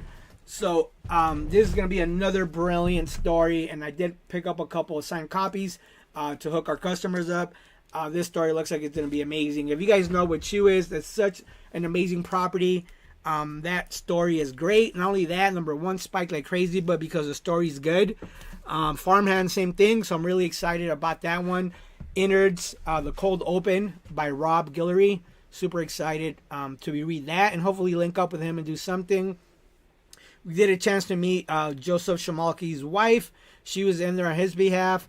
We showed our appreciation for his artwork and his storytelling, and hopefully we can link up and do something with Joseph. But we met some really cool people. Again, touch base with Tony Fleece again, which is super cool. One thing I am super excited about, and I am kind of bragging. So if you guys have met him and done the in-store signing, he's super cool. So he was talking about the project he was working on. So this was one of them. So Princess Murders.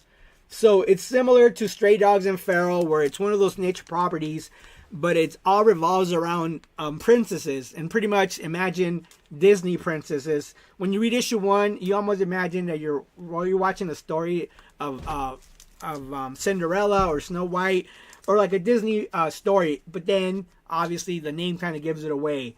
There's a murder that occurs, and that's kind of the mystery. But holy smokes, this was one of the books that I was most excited about to pick up.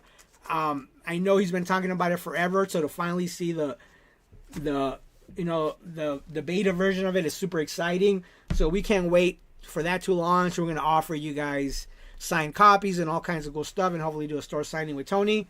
But yeah, that was really exciting to see that. I mentioned kind of the guys we talked about.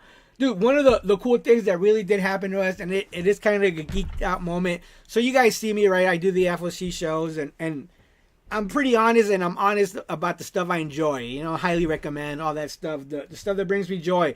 So American Caper is one of those books that I really, really enjoy the story. I think it's brilliant. So dude, we were doing the walks, walking around the tables with all the vendors, and I was really excited to go see American Caper. And as soon as we got there, the whole team, one of the gentlemen there recognized, hey, Rich, where's Javi? And he's like, they told me that they really like the show and they watch it. So it was really encouraging to see that. You know what I mean? Like, who are we? Like, we own the shop and we're proud of it. But in the social media content sphere, we're fairly new. We only have 11 episodes. I'm doing this for my local customers, but I'm having, real fun and promoting the projects I believe in. So getting to meet them and, as nice as they were to me and talking to me and taking photos and stuff, like from a fan, it really made me feel good. And, I appreciate it. I've said it from the beginning, the fact that they go out of their way to, reach out to retailers, send them gifts, caring about their projects. It was really cool to see.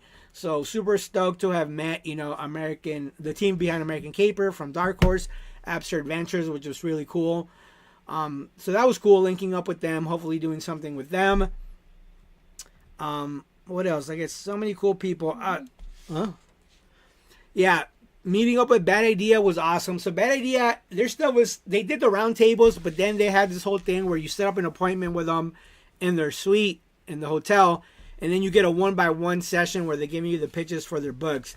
So they have so many cool properties that are coming out, like Monolith, the Hab, they have a bunch of books that they've really thought out, that they have big plans for. So it was super cool to hang out with them, to meet Dinesh again, talk to him, hear his pitches for the stuff going on. Dude, I really believe in Bad Idea. We've been supporters from day one, and they are genius marketers when it comes to their brand and stuff. Some people in the beginning kind of got annoyed because of the gimmicks, but you know what, dude? Like, they're only gimmicks until they work. And they're heading up there. They got some really good properties and stories, so I'm really happy to have caught up with them again and talked to them. So really excited to see what they have to put out. Yeah, and then man, one of the highlights I think of my experience there was this. Let me show you guys. So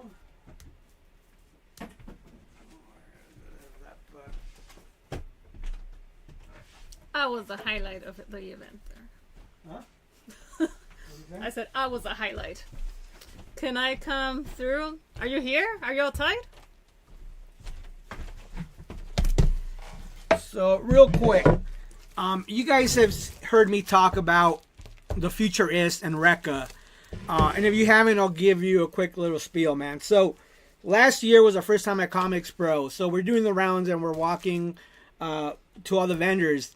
And I went to this one called Rekka. The name sounded appealing, but I had no clue who they were. And then he starts giving me the pitch for his book. And pretty much it's, cybersecurity meets comic book. So if you guys know me, if you guys heard me go on a tangent, how obsessed I am with cybersecurity and technology and the stuff I love in the future. So they instantly had me when they said cybersecurity. So I had already become a fan. I joined the Discord, cheering them on, really, truly believe what they're working on. You guys hear me talk about it on the FOC show all the time because I truly believe it's a book people are sleeping on, but it is such a genius concept. It's a 5-year plan, and their goal is that when people pick up this book 5 years from now, they're able to say, this book got me into like cybersecurity. So I really believe behind that project, really passionate about it. I'm going to make YouTube videos about it, doing the walkthroughs, explain it because it could be hard, but it's really challenging and fun. So anyhow, I met up with them. They had sent us one of these before, this collects the first 7 issues. And this was like an exclusive for the top 100 shops in their, like, from the vendors. So he gave me an extra copy of this, which is cool. But then, we spent the whole time talking. Same thing. He had some really nice words to say, of him meeting me that first time and how excited I was and that it was inspirational to see someone so passionate about his project, even though I had just heard about it. So, I've exchanged communication with them, really been involved with them. So I really believe in what they're doing. And then Friday night they had they have this thing called charity auction, which is ran by Bink and COMICSPRO. Everyone in the industry kind of donates something, and then they have a charity auction, and whatever money they collect, then they put it into a kitty that's used to help people within the industry. Like if someone's car breaks down or they have medical bills or whatever it is, they're super helpful. So we truly believe in the charity auction and everything they do. So we went to the charity auction and we donated something. We donated Exquisite Corpses #1, signed 9/8 by Dingtana. We did that and we posted the video. It went for like $600. It was super cool because we know it's helping somebody in need. I could go downstairs and do FOC. Yeah. And then Javi wants to know if you could come. Yeah. Yes, you could come because I'm about to head downstairs to do FOC. So you could come and then continue on with Richard. Yeah, come through, Javi. Shit, I'm not in a rush. I want to stick around. Come through. I'll hear. We'll open the door. Just let me know when you're here. I'll watch it for a few more minutes while you say that. Yeah. So anyhow, it was a charity auction, right? So, like sometimes I go to that stuff and I want to buy stuff, but again, like we have a shop, like sometimes money's tight. Like I'm like I want it, but I don't need it. But anyhow, they I guess they donated this, which is a Future Is, skateboard deck. And I forget the whole story he told me, but I know he said there was only 4 of these made, and it was actually a product from the Wild Wild West Hacking Fest. So in the comics and the cybersecurity community, they have cons all over the place about cybersecurity. So there's DEF CON, which is the most famous one. They got Black Hat Con. They have Wild West Hacking Fest. They have all these cybersecurity festivals, right? Cons. So this was something out of there that they still had. There's only about 4 made. So this went up for auction. So I started bidding on it because I wanted it. But it quickly got out of my price range. And although I wanted it, I was like, man, I shouldn't do it. And I was kind of like bummed out. But then, my awesome wife here started bidding. And I was like, what are you doing? Like, do I want it? Sure. And then she would get outbid. And then she would outbid him. So now I'm like, and then I have Jason from Recca next to me filming the whole thing. I think he secretly wanted me to win it too. Richard was curled up in the corner crying. Dude, I was like stressing because I wanted this thing, but I was like, fuck. So anyhow, eventually Raquel won it for, was it $600? $650. She won it for $650, right? But dude, holy smokes, am I excited for this? Like, not only is it super rare, but for me, when it all comes full circle, and it means even more. Like, for one, I grew up with comics, hip-hop, skateboarding, cybersecurity, stuff like that, right? So here I have a skate deck from signed by a comic books company that I truly love. It represents, skating, comic books, everything I enjoy. So this was probably one of the coolest things that I've ever received in my life. I was super happy. I could see how happy Jason was for me from the Recca team. And regardless, we kept talking. I was super excited. And then if you guys aren't reading the book, there's a character in there called Lulz. So this is his mask, Lulz, right? So in the cybersecurity space, Lulz is like a play on the word LOL. It's become like lingo in the cybersecurity world. But also there was a hacking organization called Lulsect. So they're pretty much fucking bad hackers who were out there doing crazy shit. One of them, I think the leader ended up being a fucking informant, like a rat. It was a crazy story. But anyhow, I told him, like, dude, you guys are even putting Lulsec in there. He's like, yeah, we're attaching on everything about the the cybersecurity community. Well, anyhow, at the end, I went to go say goodbye to Jason. You say, hey, man, it was a pleasure seeing you, this and that. And he pulled this out of the desk and he gave it to me as a gift. Which, man, that means the world to me, like, because I'm a big fan, and I truly believe in this project from day one. And he knows, and I told him, I'm like, dude, I'm the #1 fan, right? Because I was there from day one for the pitch. I was the first comic retailer to sign up to the Discord. Like, I've been there from day one because I truly believe on the project. That's how passionate I am. But he didn't have to do this. He didn't have to give me this. But he knows how big of a fan I am, so it came out of him to give me this, and then he signed it. So I was super happy, man. Like I said, I had a blast at the con. We learned so much. We made so many connections. I have so many ideas that I came back with of stuff we're going to implement going forward that's only going to be better for you guys. But holy smokes, man. Like, that really made my fucking day. Like, not only to my wife, because I'm so happy. That's up my gift. That's how my No, but like I have, you know, to have both of them, you know what I mean? Which is crazy. He's gonna be, you know, that guy that got famous in that TikTok video drinking that cranberry juice, right? And the skateboard. That's gonna be you on the skateboard with your mask on, probably drinking Monster or whatever the fuck you like to drink. Hey, fuck it, Lols, baby. He's one of the coolest villains. Awesome, but yeah, man, that was super exciting to have that happen. But above all that, like I'm just happy COMICSPRO. To be honest, it's such a good organization, man. Last year, you know, it's been a struggle having the shop 5 years and stuff. Real quick, guys, I did say that I was gonna start doing the challenges as well, so I would challenge all of you guys to also do the challenges on the stories, and then maybe we could have like some kind of friendly competition. I know there's a leaderboard also for the storyline, but we could do something local, you know, so that it's within ourselves and our community. To start doing the challenges here, I got my teenagers to get on it too, so if you haven't started, I haven't started the challenges either, so you're not behind. Yeah, no, like I said, I want to show the videos because they're fun, they are hard. I'm not gonna lie, because I talked to Jason too. Like me, I love cybersecurity. I'm not like super good at it, but I'm very knowledgeable. I got tons of books. Like, actually, look, this whole section here, all these books here are all like cybersecurity books that I read on my off time because I really enjoy it. But I told Jason, like, the challenges are hard for new people, you know, and I don't want people to get scared. But I think the belief is that if you start doing them and it really intrigues you and challenges you, you really want to try to solve them, you know. So that's the fun part about it, and you'll fall in love with it. So my goal is I'm going to shoot those videos, show you guys a step-by-step. I won't give you the answer, but I'll kind of guide you in how to get to the answer, because the beauty is that you play along with the comic book, so you're hacking what they're hacking, but it's legit hacks. So they're all legit, you know, vulnerabilities out there in the world that you kind of gonna solve through these what they teach you in the book and stuff, which is super fun. So I think it'll be a blast. But the cool thing is you rank up on the leaderboards. So if you sign up for an account, you could associate yourselves with us, with Horizon Comics. I'm on there. I'm under Mordred Horizon Comics, but you associate yourself with our group.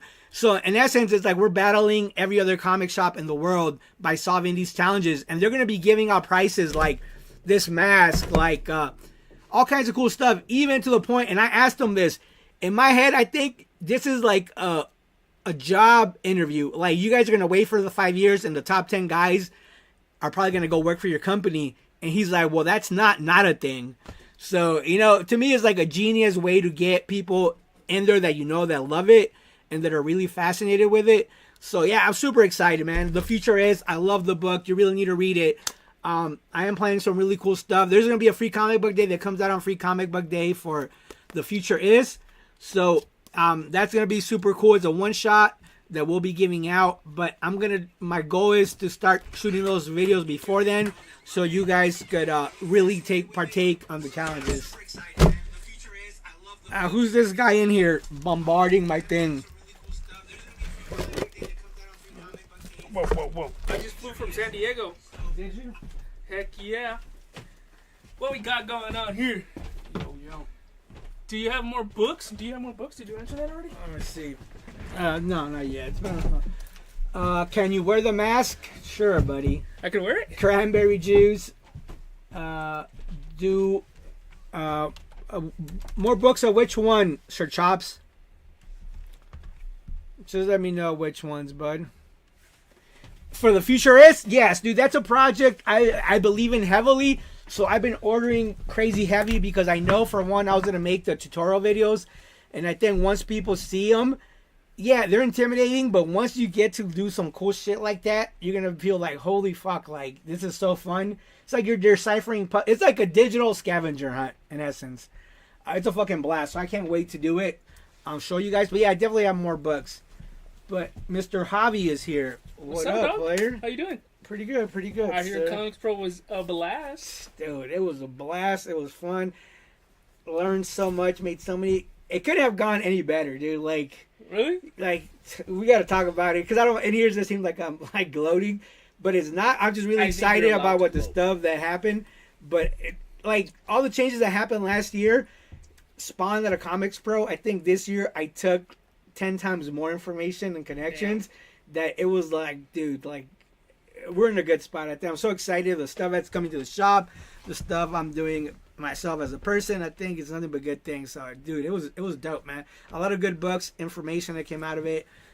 Really cool stuff, man. But yeah, if you guys have questions, let us know. Security one, yeah, I got you on that.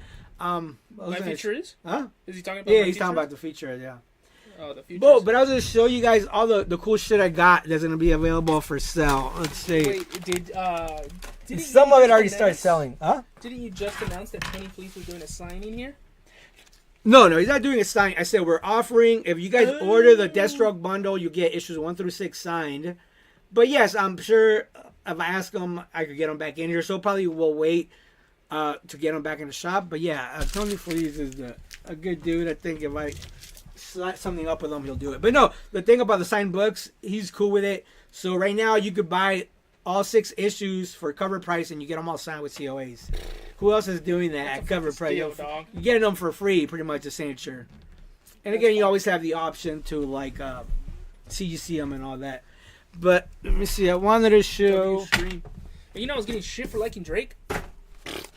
How is it on the other end? Because it was a trial run. I did everything right, but it was kind of convoluted. I gotta streamline it. But how was it on the other side? How many people were there at one point? I think 6 I saw. Yeah. But then again, I was on and off too because I was driving. Yeah. I mean, again, I think obviously it was last minute, but I like doing it live. I think because you get more direct connection if they want to make changes and stuff. Mm-hmm. And if we make it a thing, then I don't have to waste time editing it because it's only good for that weekend anyways. And then any other videos we make, that's the shit that we really put like effort into. But this will be a good like, hey, if we make it a thing, we're like Friday nights we're gonna hang out, have a beer, fucking talk about books, and then it becomes more of a thing. And then it could always splinter off into doing like a live claim sale or something, you know? Ooh. So lots of cool plans, dude. I got so much shit that came out of it. But yeah, streaming is fun. I'm enjoying it. I'll get it, do it right. I did say, all right, who's in here? How many of you guys are in here? Do me a favor, go. Yeah, I did get to see McFarlane. Did you see J. Scott Campbell? No, he wasn't there. What a fucking. So McFarlane was there.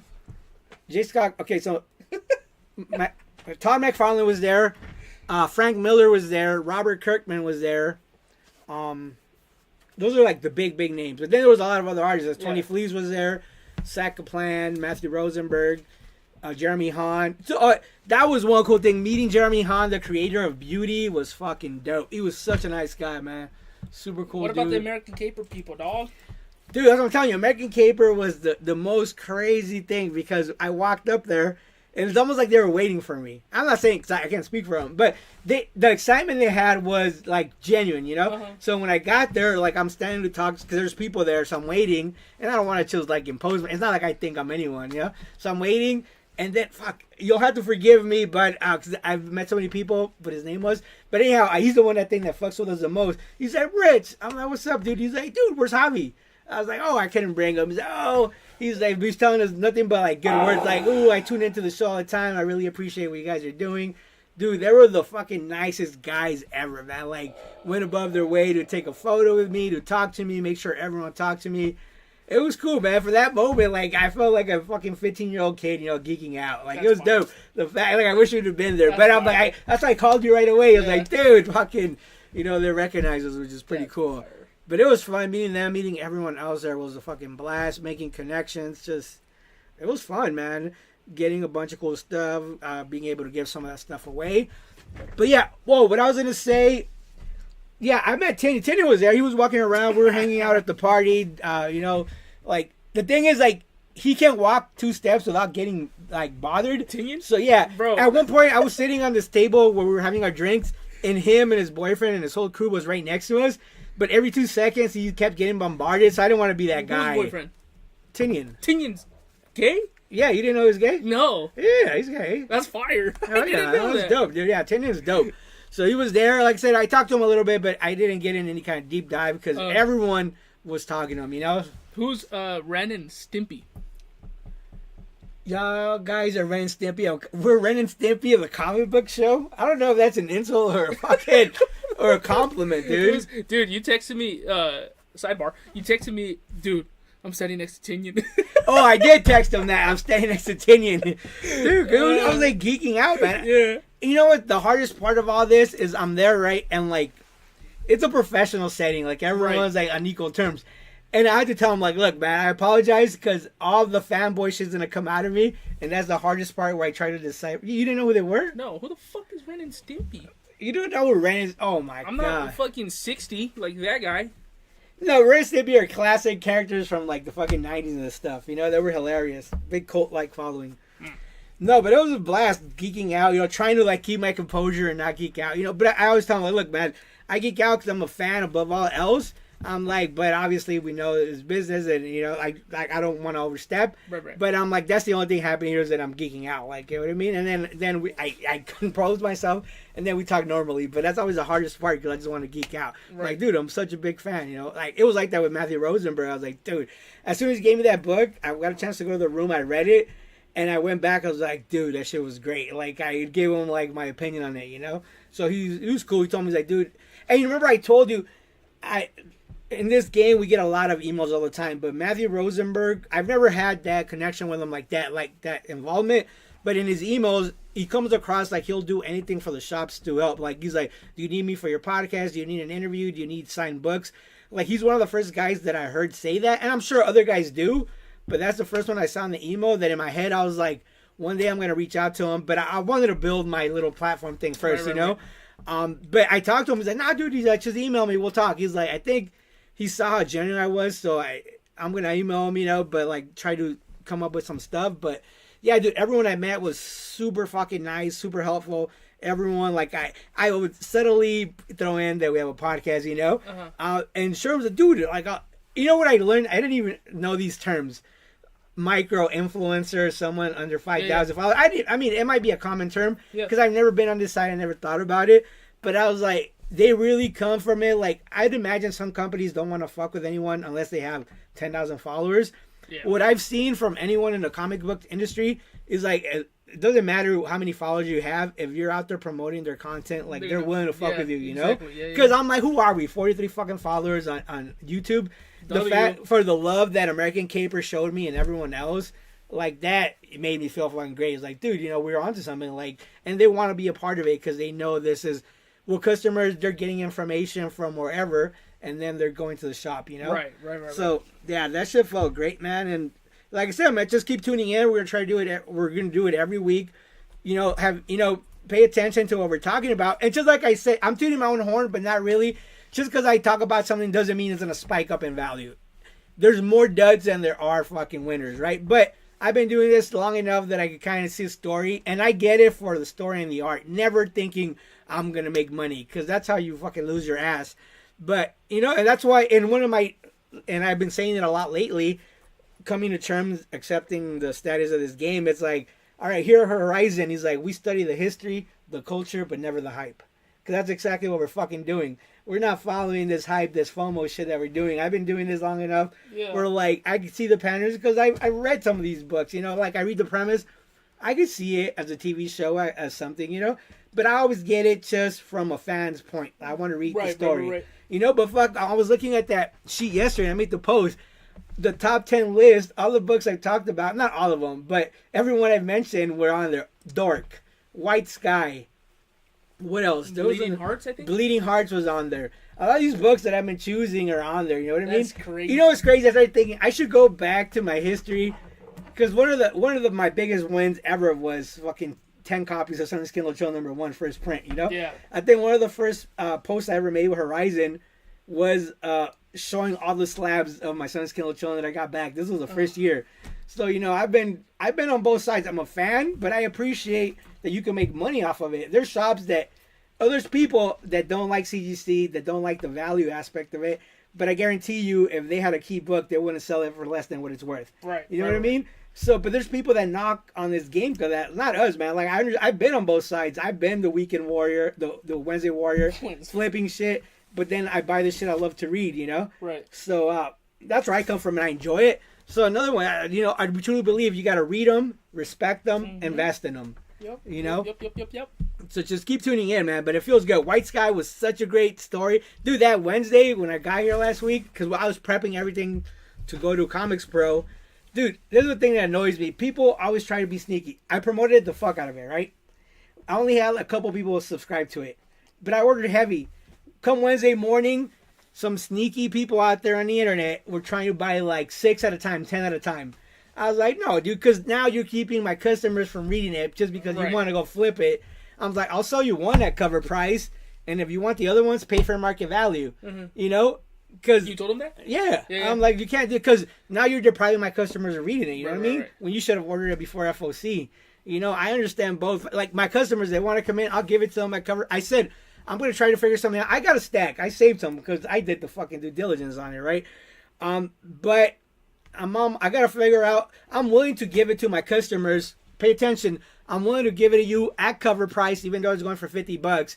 But you have to commit to order the whole series and read it, and you'll get it at cover price. But this is a way for me to ensure that you're going to read the story and you're not chasing the dollar value, you know? I could easily make that money and throw it on eBay, but I'd rather you guys read it, get it at cover price and read it, you know? Even if I could go make more money, I've never been that guy. I'd rather you guys read it. So you're paying attention, and if you want it at cover price, I'll give it to you at cover price. I got about 5, but you have to commit to getting the whole series, you know? Let's see.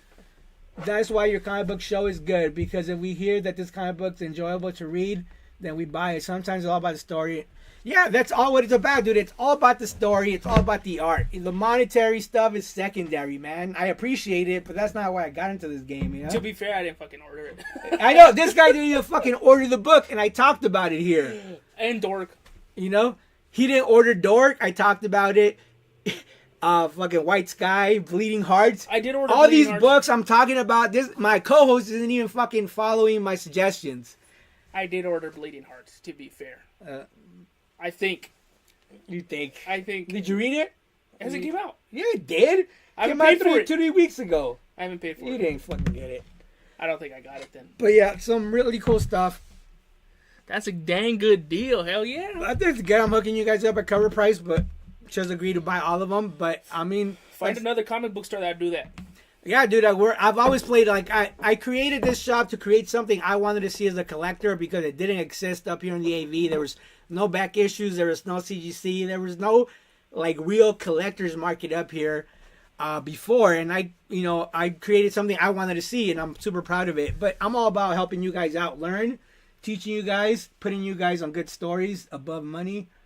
J. Scott Campers needs to be the cover for him to order. What? Duh, dude. He said J. Scott Campbell has to do the covers. If J. Scott Campbell was to do a cover for every comic book, I'd be in so much fucking debt. All right. Because I'd buy all of them. What was I going to say? Okay. Anyone who's in here, in order to decipher you right now, do me a favor. Start going down by number. Like whoever, let's say Carlos, if you do 1, the next person, or actually just tell me here, and I'll see who you are because I'm going to do a giveaway. Or maybe I'll even do a giveaway for everyone that's in here. I want to know exactly who's here, so say here. Let's see how many people you got. And we'll write them down. Give me a... Dan said easy as giveaway. 3 people watching. Slack. Well, this is for something else, but anyhow, I want to know who 3 people watching. Who are they? Who's the name? It doesn't say. Am I one of the 3? Well, I know Carlos Lopez. Got you. He said I'll take one. Search shops. Well, it's not the White Sky on this one, but you're getting something cool. Theoretically, I am in the live, so you gotta here. I got you. Here. So search shops, Carlos. Who's the 3rd one? Javi. You're the 3rd one. We got 3 people in here. Damn. You're lucky I don't take shit personal. No, just kidding. Anyhow, to the people that are here, guys, you guys got American Caper #1 Ashcan signed by the crew. So 3 signatures on this baby. Then I got you guys. So again, I really believe in this project. I truly believe it has legs. It's such a beautiful story. Need you guys to check it out, read it. Riddle me this as a dumb new guy into the comic book space. Why is this one small? Why? Because it's called an ash can. So ash cans have been part of the industry since the 50s, 60s. So it's just like a little zine. So it's a sampler of the story to be able to promote it for people to get a sample of what's coming, and then if they like it, then they could choose to pull it on their pull. So this was the sampler they gave out, and I had tons of them I was giving out to get people into it. But it's the ash can, and then they all signed it. And he puts it in Mylar bags? And I put it in Mylar's bag. Who else is taking care of you guys like me? No one else. So this is where I need you guys to help me. I need you guys to comment, like, and subscribe, and tag us. You know, we're doing our best to try to get this out there to comic book fans. Like I said, it started by me trying to help my local community so they don't miss out on #1s and stuff, on good books.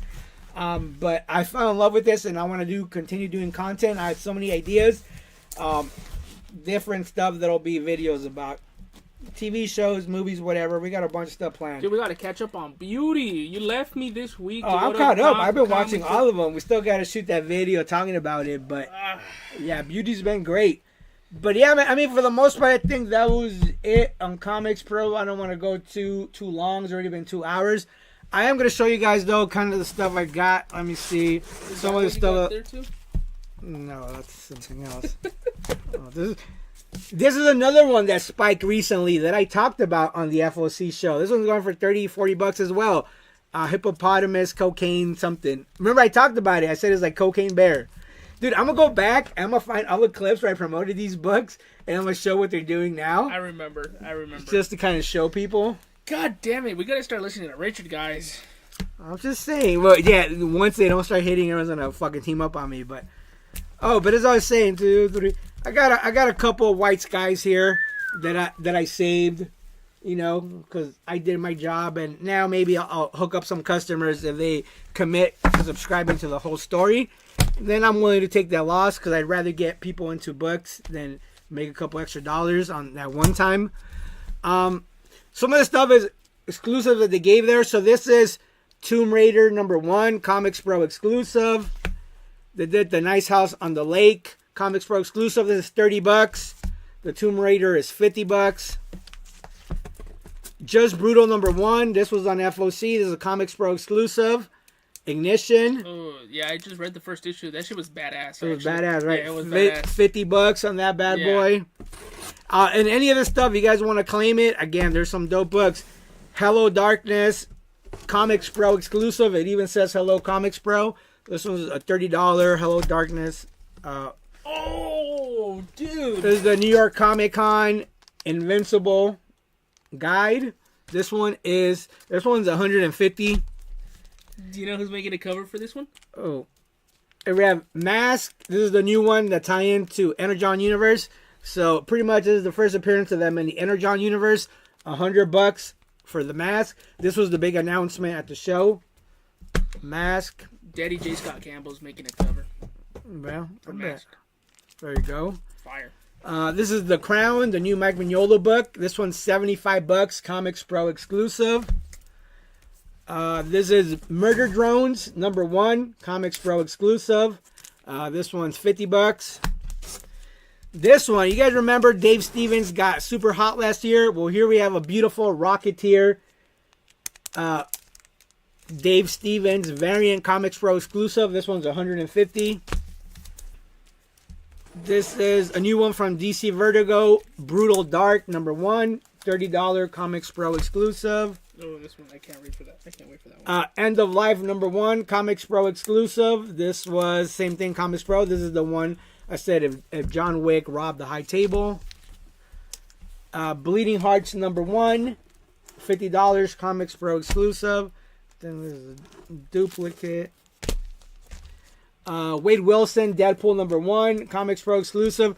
Again, if you guys aren't familiar with the COMICSPRO exclusives, these books always end up being, they're ghost books because only the people that attended could get them. And a lot of these books end up spiking triple, quadruple down the line because they're so hard to find.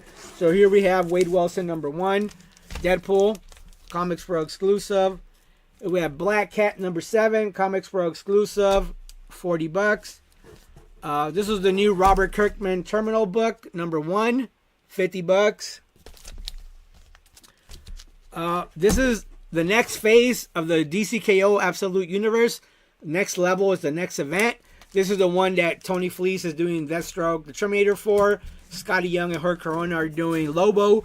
So the next level, this is the ash can for it. So $30. This came out last week, so super hyped. But this one wasn't there. It's not an exclusive. There's a bunch. So I don't know if you guys know who Gary Vee is, but Gary Vee is a billionaire who loves collectibles, and he's really putting his money where his mouth is. So he's selling crazy on whatnot. He doesn't need to sell. He doesn't need the money, but he does it because he enjoys it, because he loves it, and he believes collectibles are the future. So he started with his own company called V Friends, but they're doing really cool stuff because they're doing like mystery bags. But there's really rare stuff in here. So a lot of these are going for 30, 40, 50, $100. And they have a whole wave of these cutesy characters. And you know what? At first, when I saw this Secret Robot, I was like, what is this? But dude, it is such a beautiful story in there. Pretty much his goal is he has all these little robots that he's going to use to pretty much get humanity out of the fucked up situations we're in. So in this comic book universe, he's using all these little robots to defeat the evil powers that be. So Gary Vee is a genius. I really love what he's doing with his books. I'm really excited to have met his team, and I can't wait to collab and do something together. But check it out, V Friends. Yeah. Yeah, they had a bunch of cool stuff that they gave out for V Friends. You have a bunch. Yeah, a bunch of different ones. So, yeah, I think like this one, I think is going for like $300, no, $200 online. Damn. But really, I believe a lot in what Gary Vee is doing and saying. And he's actually, this whole wave I've been on the last couple of months, inspired by doing stuff for the shop, kind of all got sparked by an idea that Gary Vee mentioned. So it means a lot to me. So I don't know. These, I might sell the doubles, but the other ones I'm keeping because he's been a big inspiration for me in my next phase of the comic shop. So Gary Vee, you're killing it out there. You said in your video that no one would follow your advice. Well, I'm here to tell you that I'm going to defy those fucking odds, and I'm going to be that one person that does it. Mark my words. Clip that shit. Yep. Again, just books that I talk about on the FOC, the Spike, that, you know, if I'm doing my job, I'm saving some for myself. I've always been like that. I got about 200 short boxes of my spec books. White Sky. There's another there's a Helen of Windhorn #1 COMICSPRO exclusive. That one, I think, hasn't hit the market yet. See how much it's going to be. This was the Megalith from Bad Idea that they did. I got to see, but all the Bad Idea books are spiking like crazy. They did one for Mark Wade that's selling for like $200. When I Was 5, I think it's called. $200 book. There's only 100 of them made. So that's super cool. Oh, got the opportunity to meet the crew from Lost Fantasy. So they signed some books for me. So you guys know what I do with these signed books. They end up in mystery boxes and giveaways. Right now we're doing daily giveaways for you guys voting for us. So don't forget to go vote for AV's Best. But all that stuff I'm doing for you guys. If I win one of those giveaways from the Spin the Wheel, do people think it's rigged? Maybe, but the Spin the Wheel was only for that week to get people to come in and pick up their stuff. So that's over. So now it's once a month. No, the voting, that's something else. The raffles we're doing. You don't spin the wheel on the computer? Yeah, it's a digital one. Yeah. Yeah, that's what I meant. Oh, well, maybe if you win, they'll think. I think a lot of these are repeats. But yeah, I mean, for the most part, that's everything. I'm sure I got more shit that I picked up, but a lot of these will be available in the shop for you guys to purchase, guys. That's fire. But yeah, no, I mean, COMICSPRO was a blast, man. Oh, one thing I'm really excited about is this guy, the Comics Magazine. So, holy smokes, is this thing, back in the day, they used to make Wizard Magazine, Comics Journal. There was all these comic magazines that they all stopped making them years ago. So, because there was an empty spot, these guys started coming up with the Comics Magazine. And let me tell you what, I read this yesterday. This thing is brilliant. If you guys really want to know how the Absolute Universe got started, where the idea came from, it's in here. They interview Scott Snyder and the whole team, Nick Dragotta. But, dude, remember, there was an FOC video where I talked about that I knew it was going to be good because Scott Snyder plans years ahead of time. Uh-huh. So that's exactly what he talks about. So pretty much the Absolute Universe were ideas that he had when he was designing Dark Knight's Metal. And this was like fucking 10 years ago. And I told you that's when I realized how brilliant he was. So a lot of his ideas came out of that. So when he was doing Dark Knight's Metal, he was already thinking ahead. Yeah, he was dude, ahead. like that's why it's so brilliant. But if you really want to learn stuff behind the scenes about what's really going on in the industry, dude, it's such a good magazine. The cool thing about this, it's just going to be like comic books. So if you want it, You could subscribe to it, and it'll be on your pull every month. But again, super informative. It talks It's like about a Game Informer. yes, like that. So there's a short box list of the top 100 comic books of our generation here. There's a history of the zine magazines. There's quick tutorials on how to draw. I mean, dude, there's so much cool stuff. There's interviews with the team behind Pharaoh, Tony Fleece, the new DC event. There's so much cool stuff in here, dude. Highly recommend you guys pick this up and add it to your poll because it's super informative. Hey, that guy said, sorry, bro, traveling. I'll pick up my shit soon. I say you burn his pool. I burn his poll. Burn it. Yeah, Sir Chops is good. You know what? He knows that if you guys are traveling, talk to us. As long as you pay online, you're good. You know, we don't mind keeping your stuff as long as you're responsible and pay for it. It's the people that don't pay for it. It's taking up space, and they're hurting my wallet. That's why shops go out of business, and those are the ones I'm trying to weed out. Burn it. Sir Chops, you're good, bud. But thank you for talking to me about it. He's gonna burn it, Sir Chops. But yeah, man. Anything to stick out from FOC for you or anything going on lately? The FOC hasn't came out. No, from the list, from this one. What list? The FOC I did today, when you did it on your own, was there anything that stood out to you? What FOC, sir? It's not out. The one that's due today. Oh, last week's. Yes. See, it says nothing. Let's see, but I got my pre-ordered list. Hold on. Oh. I'll tell you right now. Was A Quiet Place this week? Yes. That's fire. I'll tell you right now. American Caper 5. Yeah. American Caper 5. I got 2 covers. No, that's American Caper 6 and 7. Arcadia's been fun. Arcadia's been blessed. Arcadia's been fun. The new Batwoman #1. Fire. Yeah, no, looks cool. We Fire. talked about that one. Beauty #4 is coming out. That was on FOC this week? I don't know. I'm just No, going I through my don't think pre-orders. so. No, that was last week. One second. I had to hop on Dork #2. Was this week? No. No, I don't think so. But yeah, Dark was dope. One second.